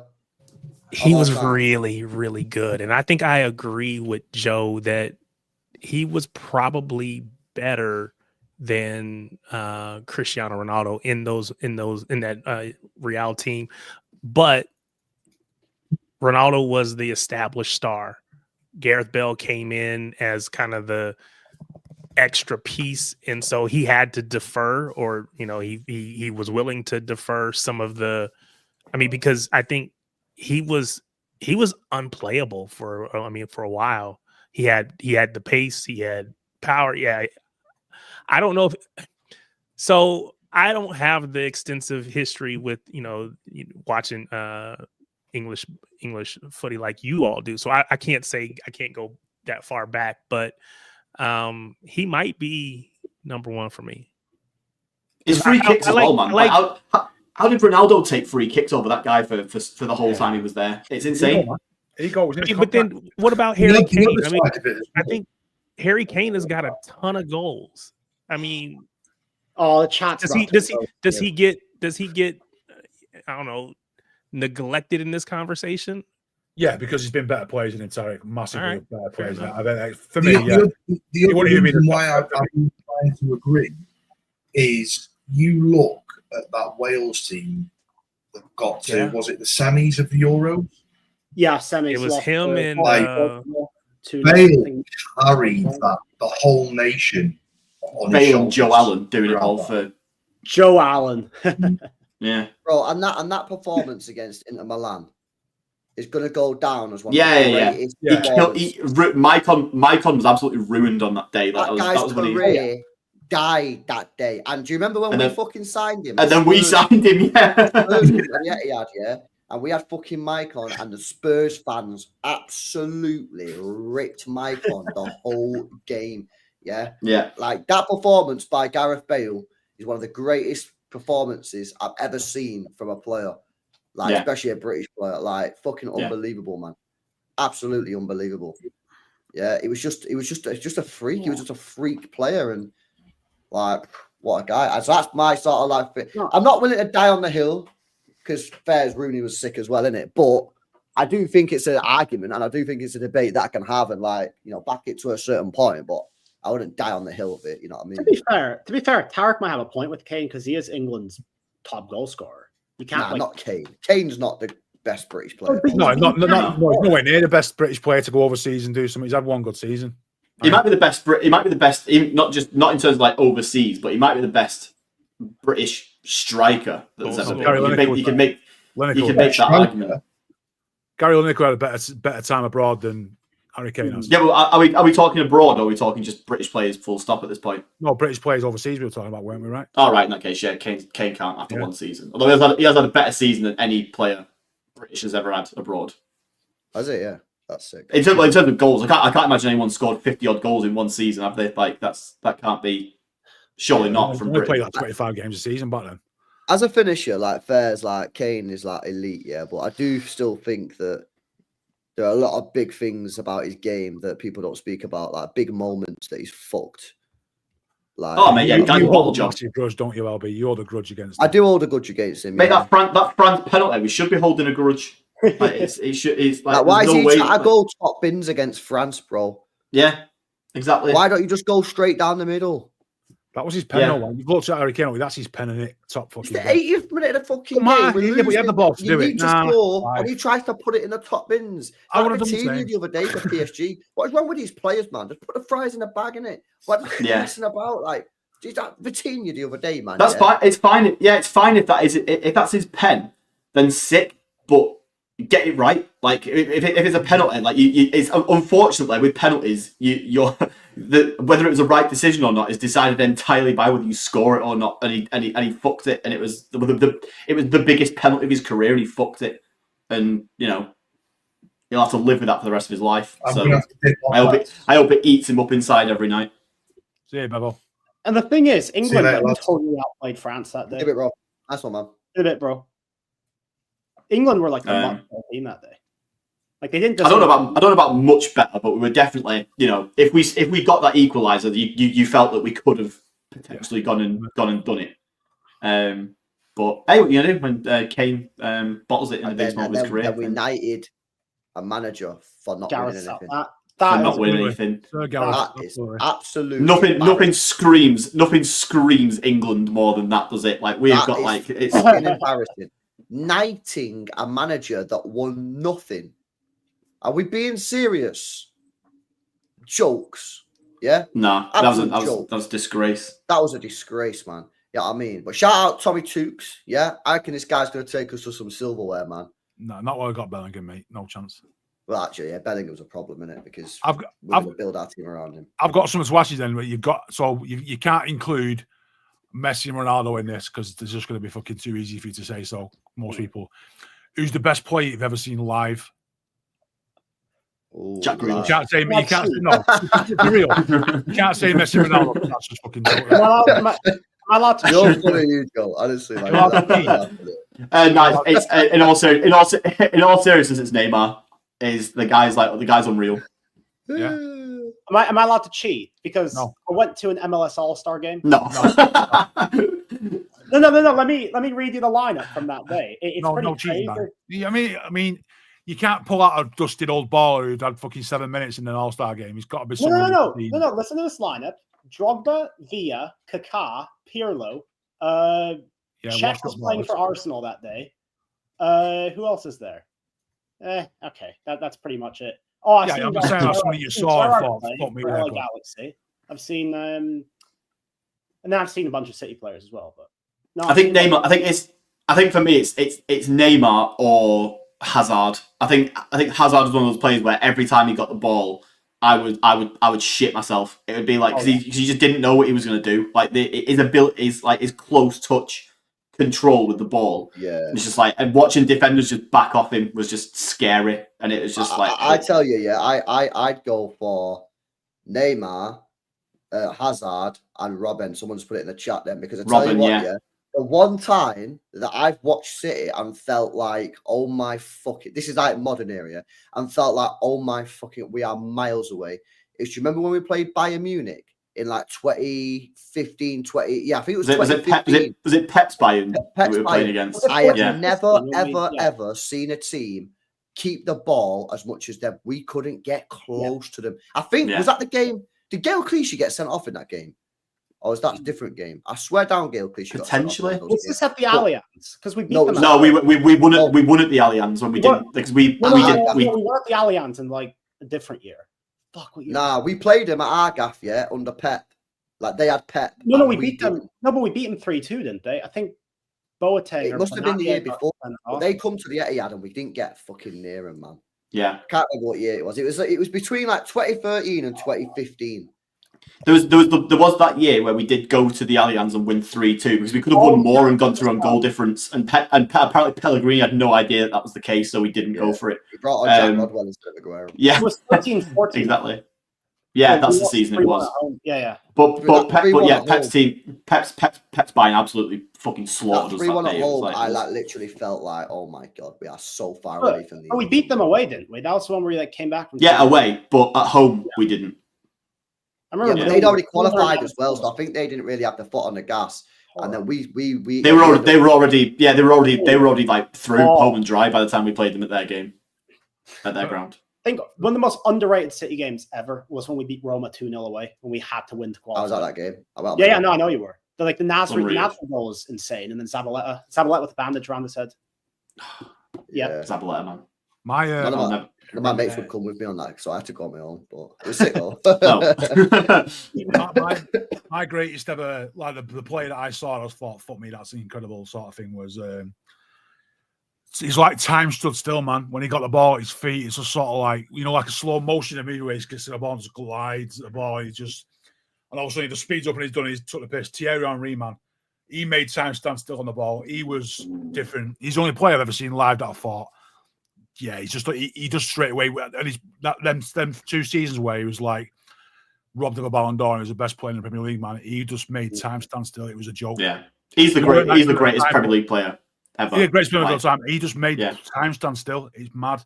Just something about him, man. I just probably fucking fell in love with him. I think, if I'm honest, he was just so good. Don't we all, mate? He's the coolest man on the planet. I love him. Just took the piss, mate. He's on that day. Just I don't know how to explain it. It was like he was watching an action bit like Rocky or something. You know, just slowed down, just a masterpiece, and just everything was perfect.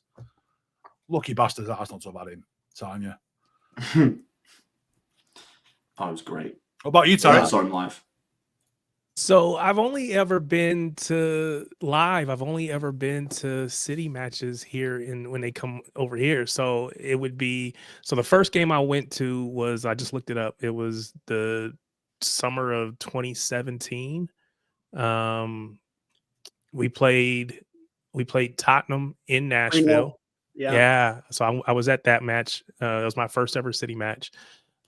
So for me, Vinny Company is like my favorite ever player. So he played in that match. He started. So I'm gonna go with him. But I got, we just joined the club. So yeah, I think that would be it for me. Now it'll still, I got something else up my sleeve here in a couple weeks, but it'll still be a City match. So then, Tarek. So obviously, you've not seen many live matching football. What about other sports then? There must be other sports you've seen over there where you just see what they are. Well, I mean, yeah. So live, my first ever sporting event that I can remember is I was a kid and my dad took me to a Los Angeles Lakers basketball game. He was a big Magic Johnson fan from when he was in college. I became a big Magic Johnson and I became a Laker fan because of my dad. So I went to the Lakers and I saw Magic Johnson, Kareem Abdul-Jabbar, all of those early Laker players, Showtime Lakers. So yeah, that's probably, I'll do it. Yeah. That was probably it for me. Because like I said, I was the biggest Laker fan ever. And I keep saying I'm going to go back and support them. I've stopped supporting them because I had an issue with how they treated Shaquille O'Neal. But I keep saying I'm going to go back and support them, but I don't want to do that. Like when LeBron James was there, because then I feel like, okay, well, everybody's a LeBron fan, so I don't want to do that. Didn't want to do it with Kobe because everybody was a Kobe fan. So I'm waiting for LeBron to retire, and then I'm going to go back and be a Laker fan. They're going to suck, but I'm going to be a Laker fan again. So, yeah. Invest in the stocks early of the next generation. Yeah.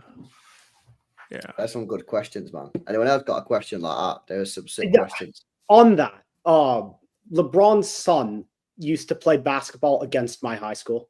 Mhm. So, like, I think I've seen him play once. I can't remember if I ever went to one of his games. I think I've seen him play once. So there's the one that's playing now, which is crazy because, playing with your father on the same team. Yeah. Has that happened? Can you all tell me about like soccer players that's happened, or footy players that's happened for? Oh. A dad and a son on the same. No, so I think pretty recently, I think Ashley Young was supposed to be on the pitch they at the were same trying time to as make his that son. happen. They were But it trying, didn't, but it didn't happen, and I think Andrew that would have wouldn't been put him it would have been the first time that it happened. I think if Okay. that did happen, so I think that's like we haven't got any other instances of it because normally it needs, because of the age of footballers and how they would need to have a kid at like 19, 20 and still be playing at a decent level at like 38, 39 like Ashley Young is for it to ever have a chance of, and then you've got to get lucky that you play against the team that your son's is. Everything that needs to align for it to happen is so mad that it's pretty fucking annoying that it didn't happen when the one chance that maybe we'll get for the next 10, 15 years for it to actually happen. I've got one. Idar Gudjonsson and his father played for Iceland at the same time. I'm pretty sure. How did they? Yeah, I think so. I thought it was Idar Gudjonsson and his son, but I think it was his dad. Because his sons are actually still pretty. He was a solid player. Idar Gudjonsson, man. Yeah, he was. I was quite enjoyed him. Yeah, good player. He was a good player. So did any of you guys ever go to school what turned out to be professional sportsmen? Prem player, anything like that? I don't know if you know him, but like there's a boxer called Jack Cullen.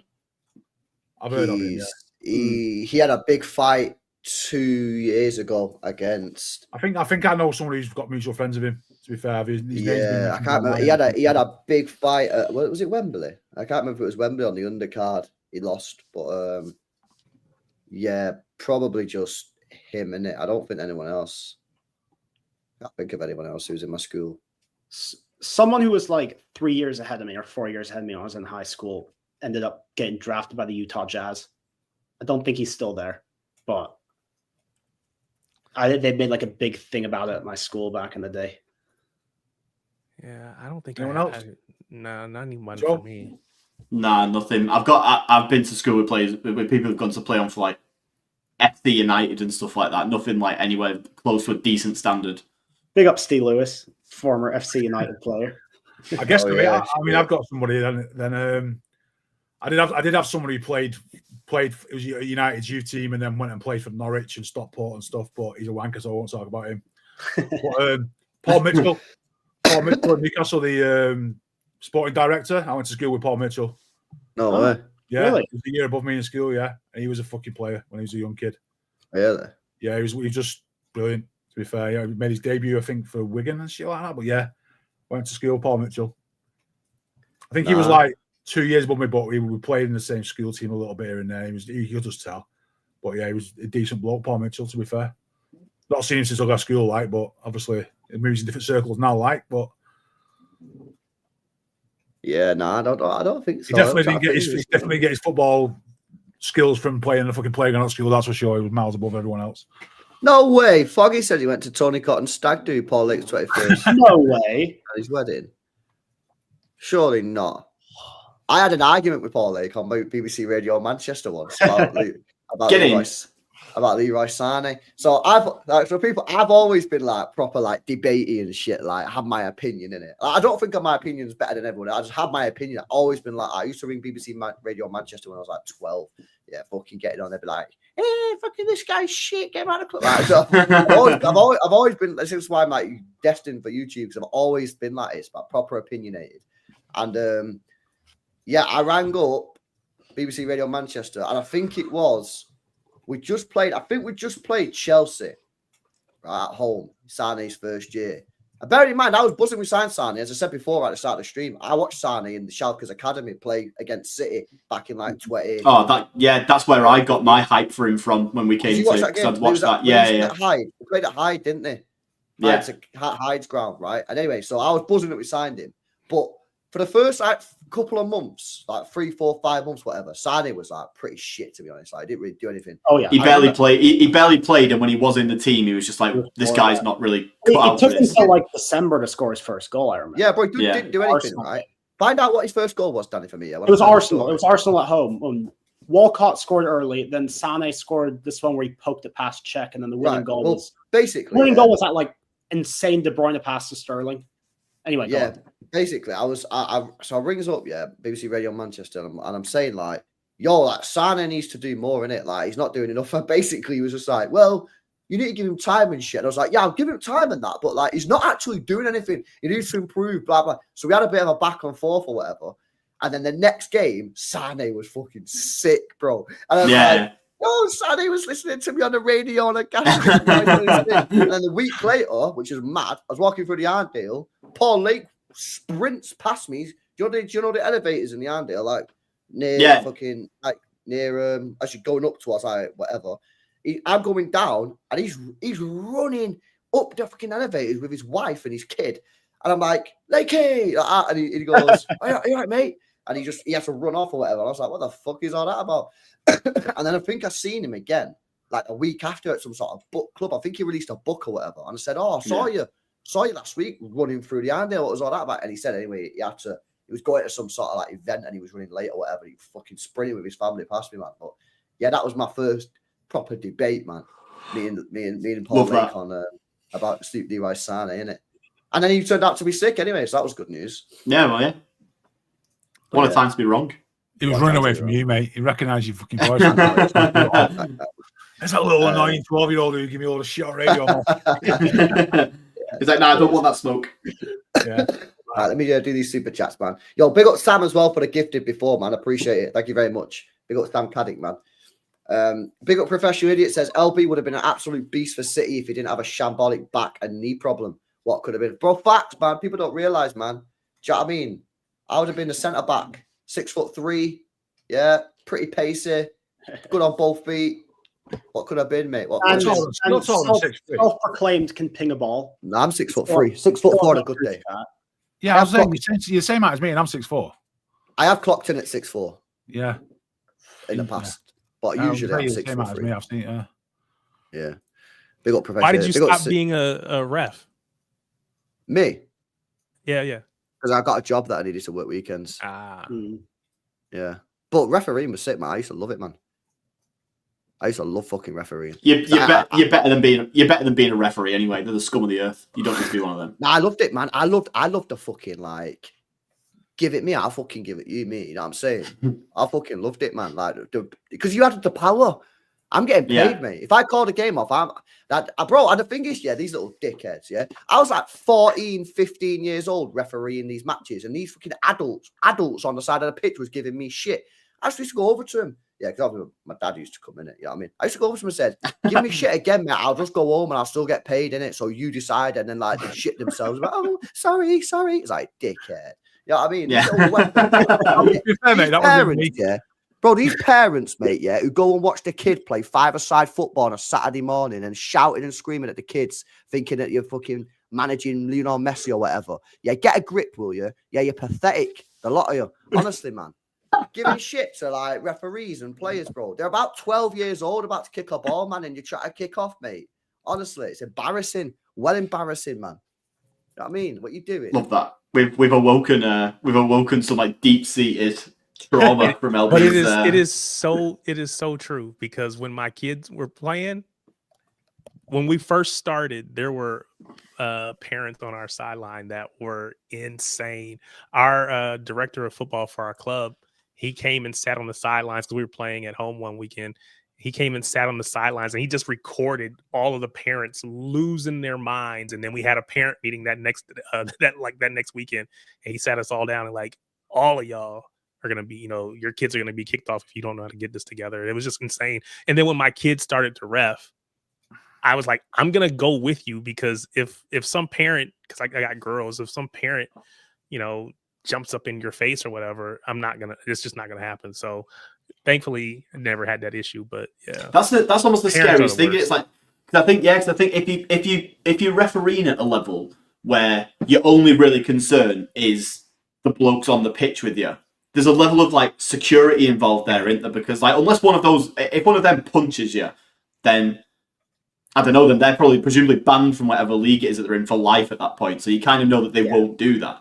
Whereas when you're refereeing for like kids and teenagers and stuff, like the parents don't really have a reason to not escalate it if they really want to. Like, it's the fear that someone from the sidelines gets involved rather than, because you know that the kids on the pitch aren't going to do anything to you. It's the people who are in punching who could just sprint onto the pitch with just like not a care in the world and just think, well, you're roughly my size, so I've got a confession. I'm coming clean here. I hope he was one of those guys. No, it's not kids football. I used to be a Sunday League football manager in my area for about 3 years and stuff. I got a ban from the Derbyshire FA and a fine for slagging off a referee. How bad? What did you say? What did you say? So basically, he was a shit ref. He was really bad, right? And it wound me up a few weeks before this. I feel really guilty about it now, but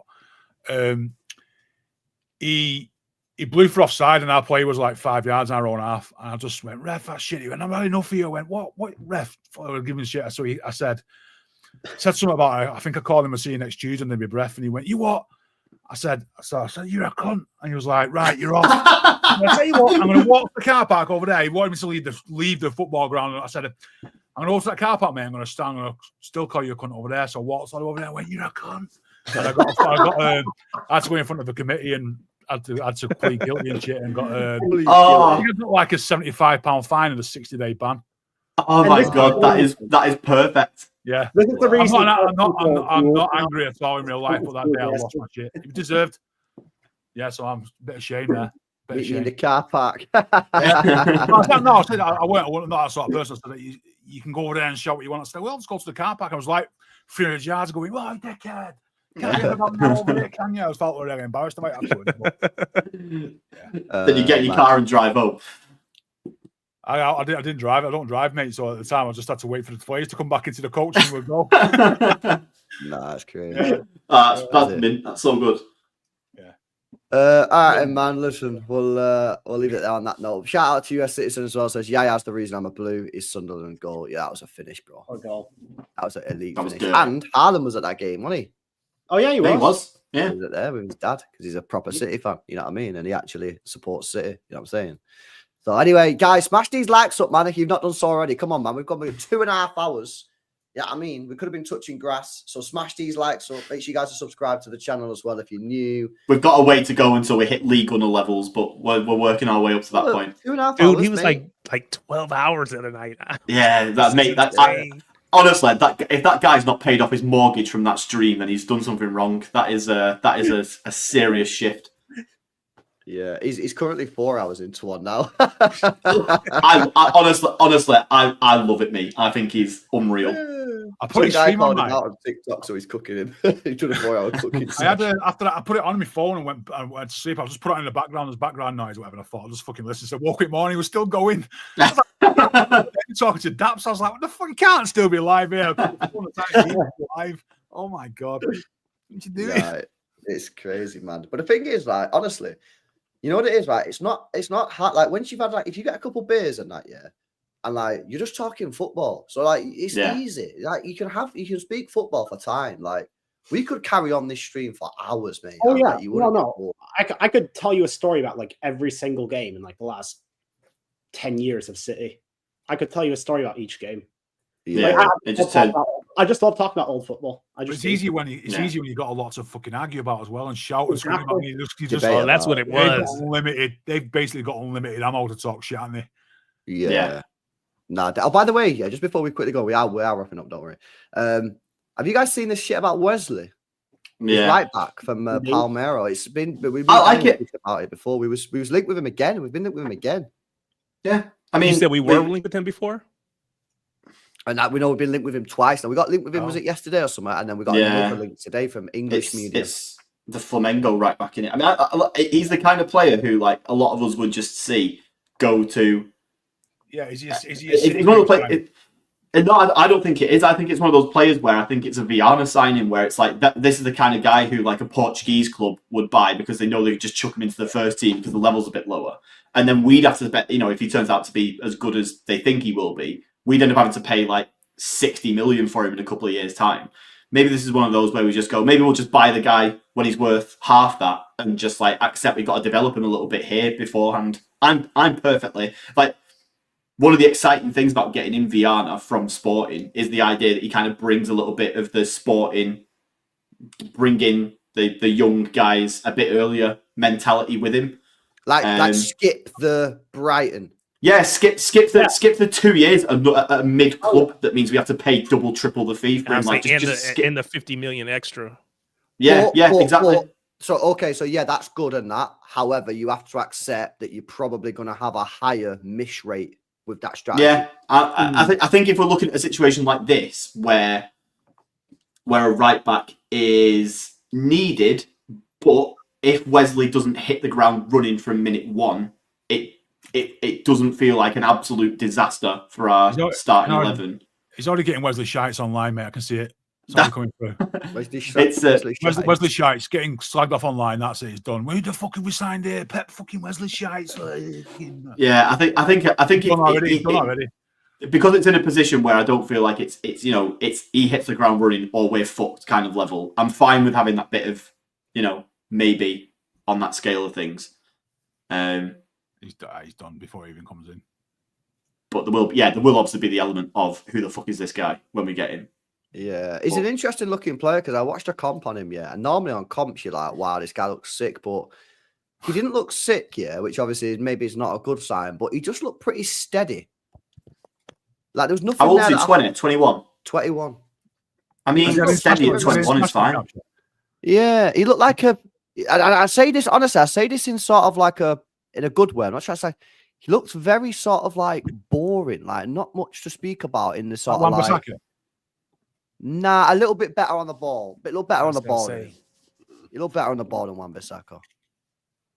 I don't know. If Biana and Cheeky and the boys have identified him and think he's good enough to sign now, rather than let him sit at another club for 2 years and find out ourselves, then I'm cool. What is he? 28? What is he? 21. 21. Yeah, he'd have to come in as he won't be. He's no under 21 player, then is he? He's coming in and taking up a fair. Yeah, well, not for that fee. Not for that. If we're paying 30 mil for him, then he's definitely coming into our first 11. Yeah. Well, not our first 11, but our first 30 team.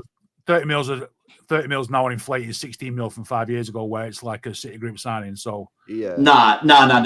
We're not at the point yet where 20. Anyone who we sign for 20 mil plus is not a CFG signing. Like they're I think it's honest with you. It's not. Otherwise, I don't think it. Wesley's coming in to be part of the 25-man squad. Is that true? Yeah. Austin in the chat saying he's already started for Brazil. Yeah, he has. He has 2 caps. He played against Colombia and Argentina. Yeah. No who we think he comes in and starts over Nunes? Maybe.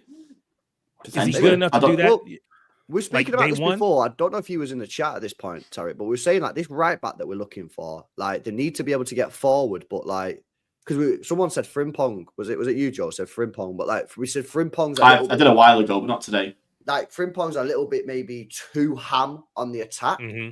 Yeah. Maybe and so we said we need someone because obviously what we're saying is this 3 at the back system. If we're gonna full send Nunes like we're doing at the moment, but you want someone better than Nunes.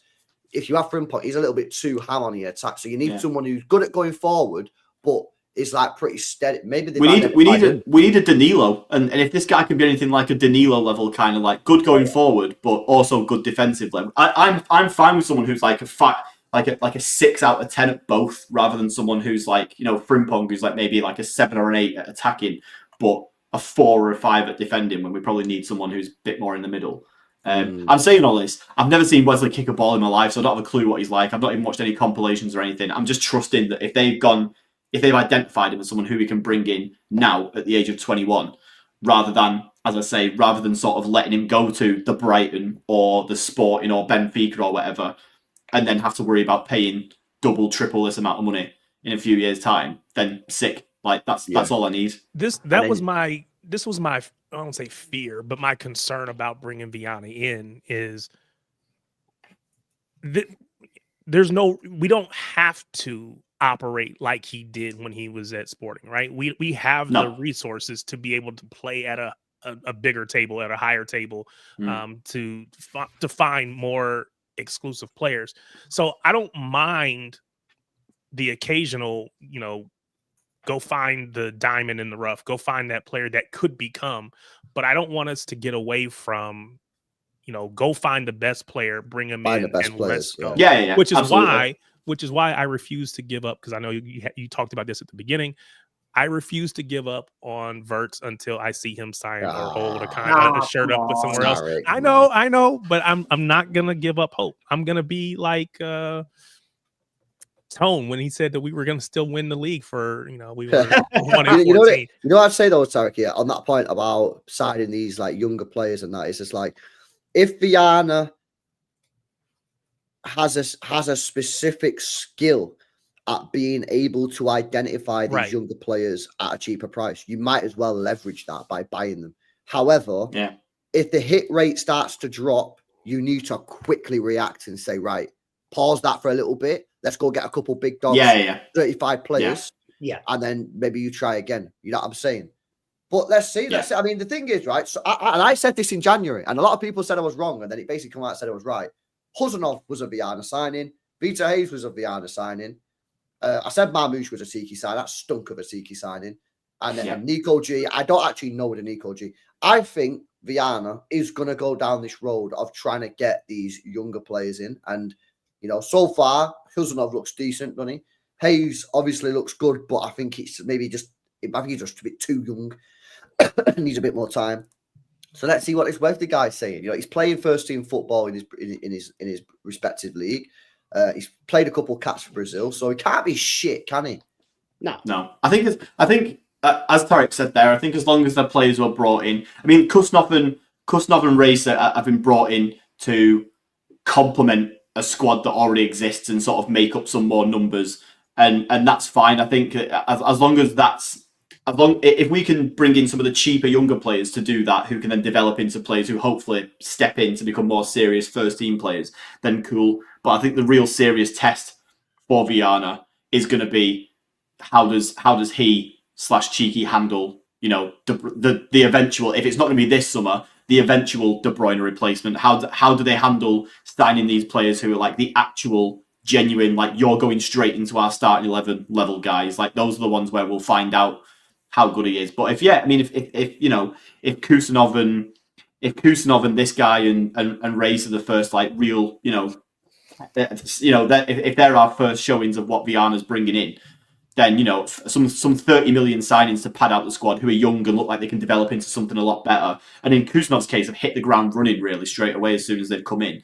Then cool. Like I'm fine with that. Like not everyone can be a 60, 70 million signing that comes in and sort of pads out the squad.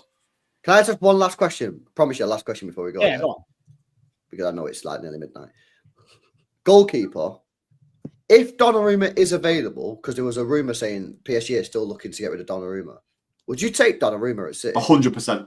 If Ederson's on his way out, 100%. I just take it, man. But like low key bozo gene sometimes. He's awesome on penalties, which is a huge green flag, and he's actually decent in the big games. I mean, he's one of the reasons they're in the final. He's the ultimate big game player. Yeah, he's like before this season, he was just so bad for them. What sort of bozo errors does he make? It's like shot stopping, but he's kind of like fixed it up this season. I just think he's been phenomenal in the games that I've watched him in the Champions League, man. Yeah, how good he's been. Yeah. I think that's the thing, and that kind of plays into the big game thing, doesn't it? Because whether it's been like the Euros when Italy won that, whether it's been like any PSG game that I've watched in the Champions League, I've never come away from these. Maybe there's been one or two instances where I've thought maybe Donnarumma should have saved it, but I've never come away from any games that PSG have lost that I've seen thinking, fucking hell, Donnarumma was bad there. But people who watch PSG every week could probably tell me differently. I don't know, but from the few occasions where I do watch PSG, and maybe this is the big game factor thing because typically I'm only really watching them in the knockout stages of the Champions League. He looks incredible, so I'd have no problems taking him. I think even though, oh, sorry. sorry, go ahead. I'll go. I was say, but even though we know how important the on-ball ability is in a PEP system, and that is why, you know, even someone like an Ortega, who is a step up maybe on Ederson, but he's such a there's just a big gap between what he can do with the ball at his feet. I'm concerned. I think we would gain a lot from shot stopping and, you know, what he just does with his hands and inside the net, but I think we would lose so much with the feet. Yeah, I know, but Tarek, right? I don't think PSG are in the Champions League final if they had Ederson in goal. I mean, and that's no slight on Ederson, because you know I love Ederson. He made some big stops. Bro, he made some fucking huge saves, bro. That one off Odegaard. And it's the same thing with Courtois. Yeah, Courtois the same. Yeah. I don't know, man. I'm just like, I always say it in the league, I'm taking Ederson over any goalkeeper in world football. But in Champions League, it just switches completely to shot stopping, man. Yeah. It does. It doesn't. Ederson, the ball playing ability in the Champions League is not outweighed. It doesn't in the league it does, because it's 38 games, and in 38 game season, I believe you're better off with someone like Ederson. But the facts are, when you're playing Champions League football, I think you need the shot stopper. Yeah, yeah. And we won the treble. And we won the treble when he had his best year in terms of shot stopping. It felt like. I mean, final, he made some big saves in that. He made some big saves in that final, and that's kind of the difference maker in it. Because on another, you know, how many games have we seen where Ederson doesn't make those saves, and like you just think, oh well, we've fucked it now. Where suddenly we've conceded 2 goals that probably could have been saved. So yeah, I agree that when it comes to like knockout competition, and that's probably a large reason why a lot of people see Ortega as this amazing keeper, because when you're in knockout competitions, which is where where Ortega steps in, because it's the FA Cup and the Carabao and stuff like that. Saving a shot is literally what gets you through to the next round, like saving those shots, and that's so it immediately makes you look. Or makes you more valued than necessarily would be. You know, if he has a game in like the league where he has a mint game and makes loads of saves, it's just another 3 points of many, isn't it? That's saved. But in the Summer as well, Joe. Yeah. Oh, some of his saves the other day, they were fucking unbelievable. Ridiculous. And that one off Yamal, mate, like where Yamal's cut in on his left foot and he's whipped it. Like, bro, that is going in the corner of the goal. And Summer, he's not even in the shot. That's the maddest thing about that save. If you look at the shot from behind Yamal, when the camera's following the ball, you can't even see Sommer. He's not even in the shot of the frame, and then all of a sudden he just comes into it, jumps, sticks his right hand out, and saves it. And I'm just like, fucking hell. He's incredible. Sommer's one of those keepers who, like, I feel like is just he's always there in the Champions League. Like, no matter what it is, like whether he was at Gladbach when they were doing their Champions League run. Yeah. Now he was at Dortmund as well, wasn't it, for a bit? And now he's he wasn't at Dortmund. He was at Bayern. Was he? Bayern, that's the one. Yeah, he goes to Bayern, and then now he's at PSG. He's just always there in the Champions League. It's just Dortmund have had a billion Swiss goalkeepers. That's why you're thinking of that. Yeah. They had like Berkey and Marvin Hitz at the same time. But he was Bayern. I just echo what Tarek said. I think we lose too much of one thing to gain something of another. The fundamentals of the way Ederson plays is basically we build from the back, and we've got trust in a keeper who can basically play like a quarterback.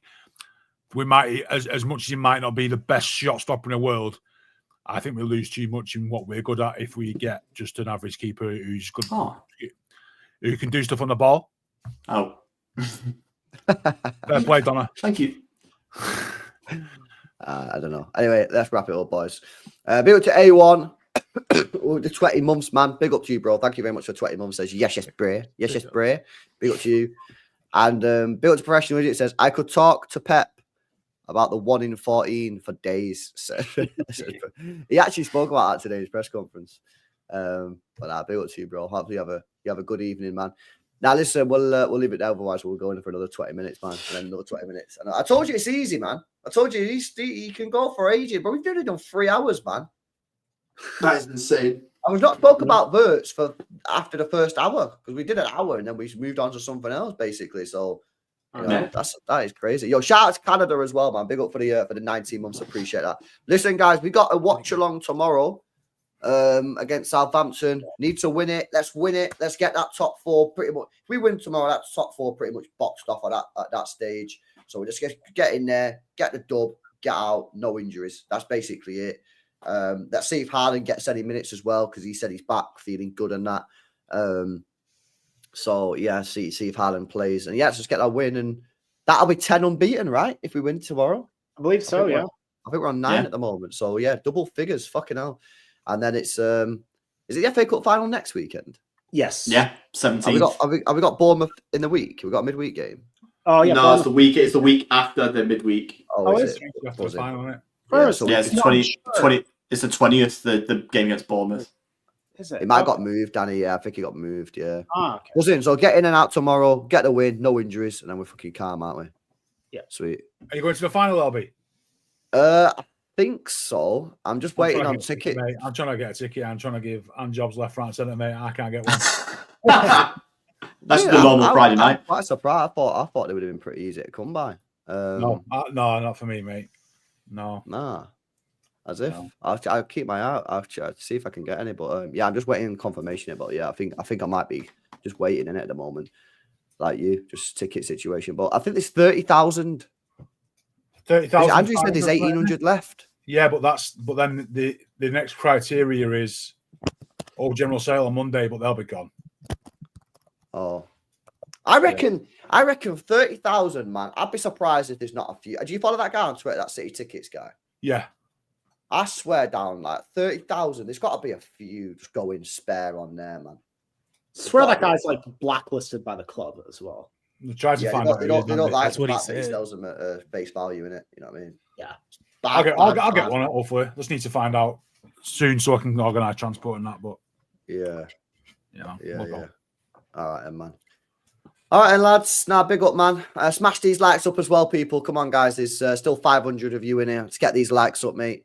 Shout out to everyone in the building. Yeah, watch along tomorrow. I think it's 3 p.m. kickoff, so we'll get going at 2. But yeah, big up to you guys, man. Shout out to Tarek for jumping on. Make sure you guys following him. It's Shades of Blue. And jumping on his end of season show as well, man. So yeah, where is that, bro? End of May, yeah? Yeah, it's the 20. I don't know. It's right when I get back. That Thursday. What is that? Thursday, the 29th? Something like that. Yeah, the 29th. Yeah, the 29th. Yeah, I think it's the 29th, so we'll be on there. Make sure you subscribe to Shades of Blue, man. Get on that as well. And make sure you guys are following City Ramble as well. Daily podcasts, except for when they have exceptional circumstances. I did see that tweet yesterday. The day before.